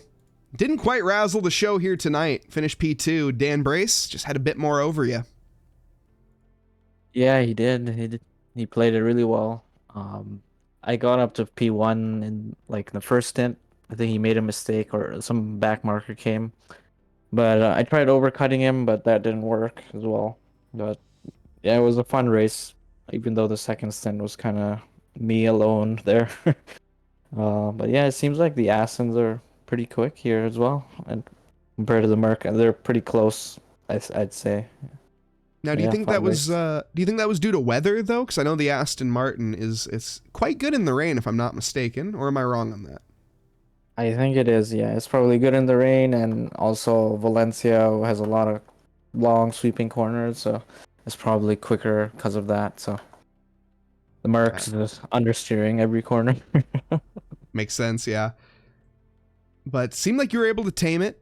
Finish P2 there. I don't know. Dan Brace obviously managed to beat you this time around, but how do you think for the next track? Are you feeling in terms of the next track? Where are we headed off to? We're headed off to Zolder next time around. So how are you looking there? Ooh, I mean, the Merc can take a lot of curbs, so maybe Zolder might be good there. I don't know. I've never driven the Merc there. Awesome. Well, Ollie, before we move on, is there anyone you'd like to thank? No, just yourself, man. Thanks for streaming and being there for all of us, man. Awesome. No problem. Thank you. Well, that was Ollie Raza, JP Reed, Ollie Raza P2, JP in third. Unfortunately, Dan Brace, we were not able to locate. I'd love to, if anyone knows Dan Brace, get a message in here. I'd love to have him in the podium runes. Obviously, the interviews are all optional. But thank you as well to chat. You guys are amazing. Once again, it's been an absolute pleasure. We are going to be rating, before we head on out here, we're going to be rating a VR driver who's going to be driving some ACC. Race is going to be starting soon. It's going to be Tex Pride is going to be who we're going to be rating. So do head on over. Let's check him out. As I don't type raid, I type, oh my goodness, I can't type. It's been a long stream, everybody. But no, thank you all so much. Thank you, everybody, for your support. Thank you to all the chatters as well. You guys are amazing. Thank you to Bailey Kenyon, who was here for the first half of this race. It made my life a lot easier. I love it. Thank you so much. As we have it, though, like I said, we're going to be rating. We'll be back here potentially tomorrow. We'll see. I don't know. But as it stands, hope everyone has a lovely evening, afternoon, or morning, wherever you are in this fine world. Thank you, and good night.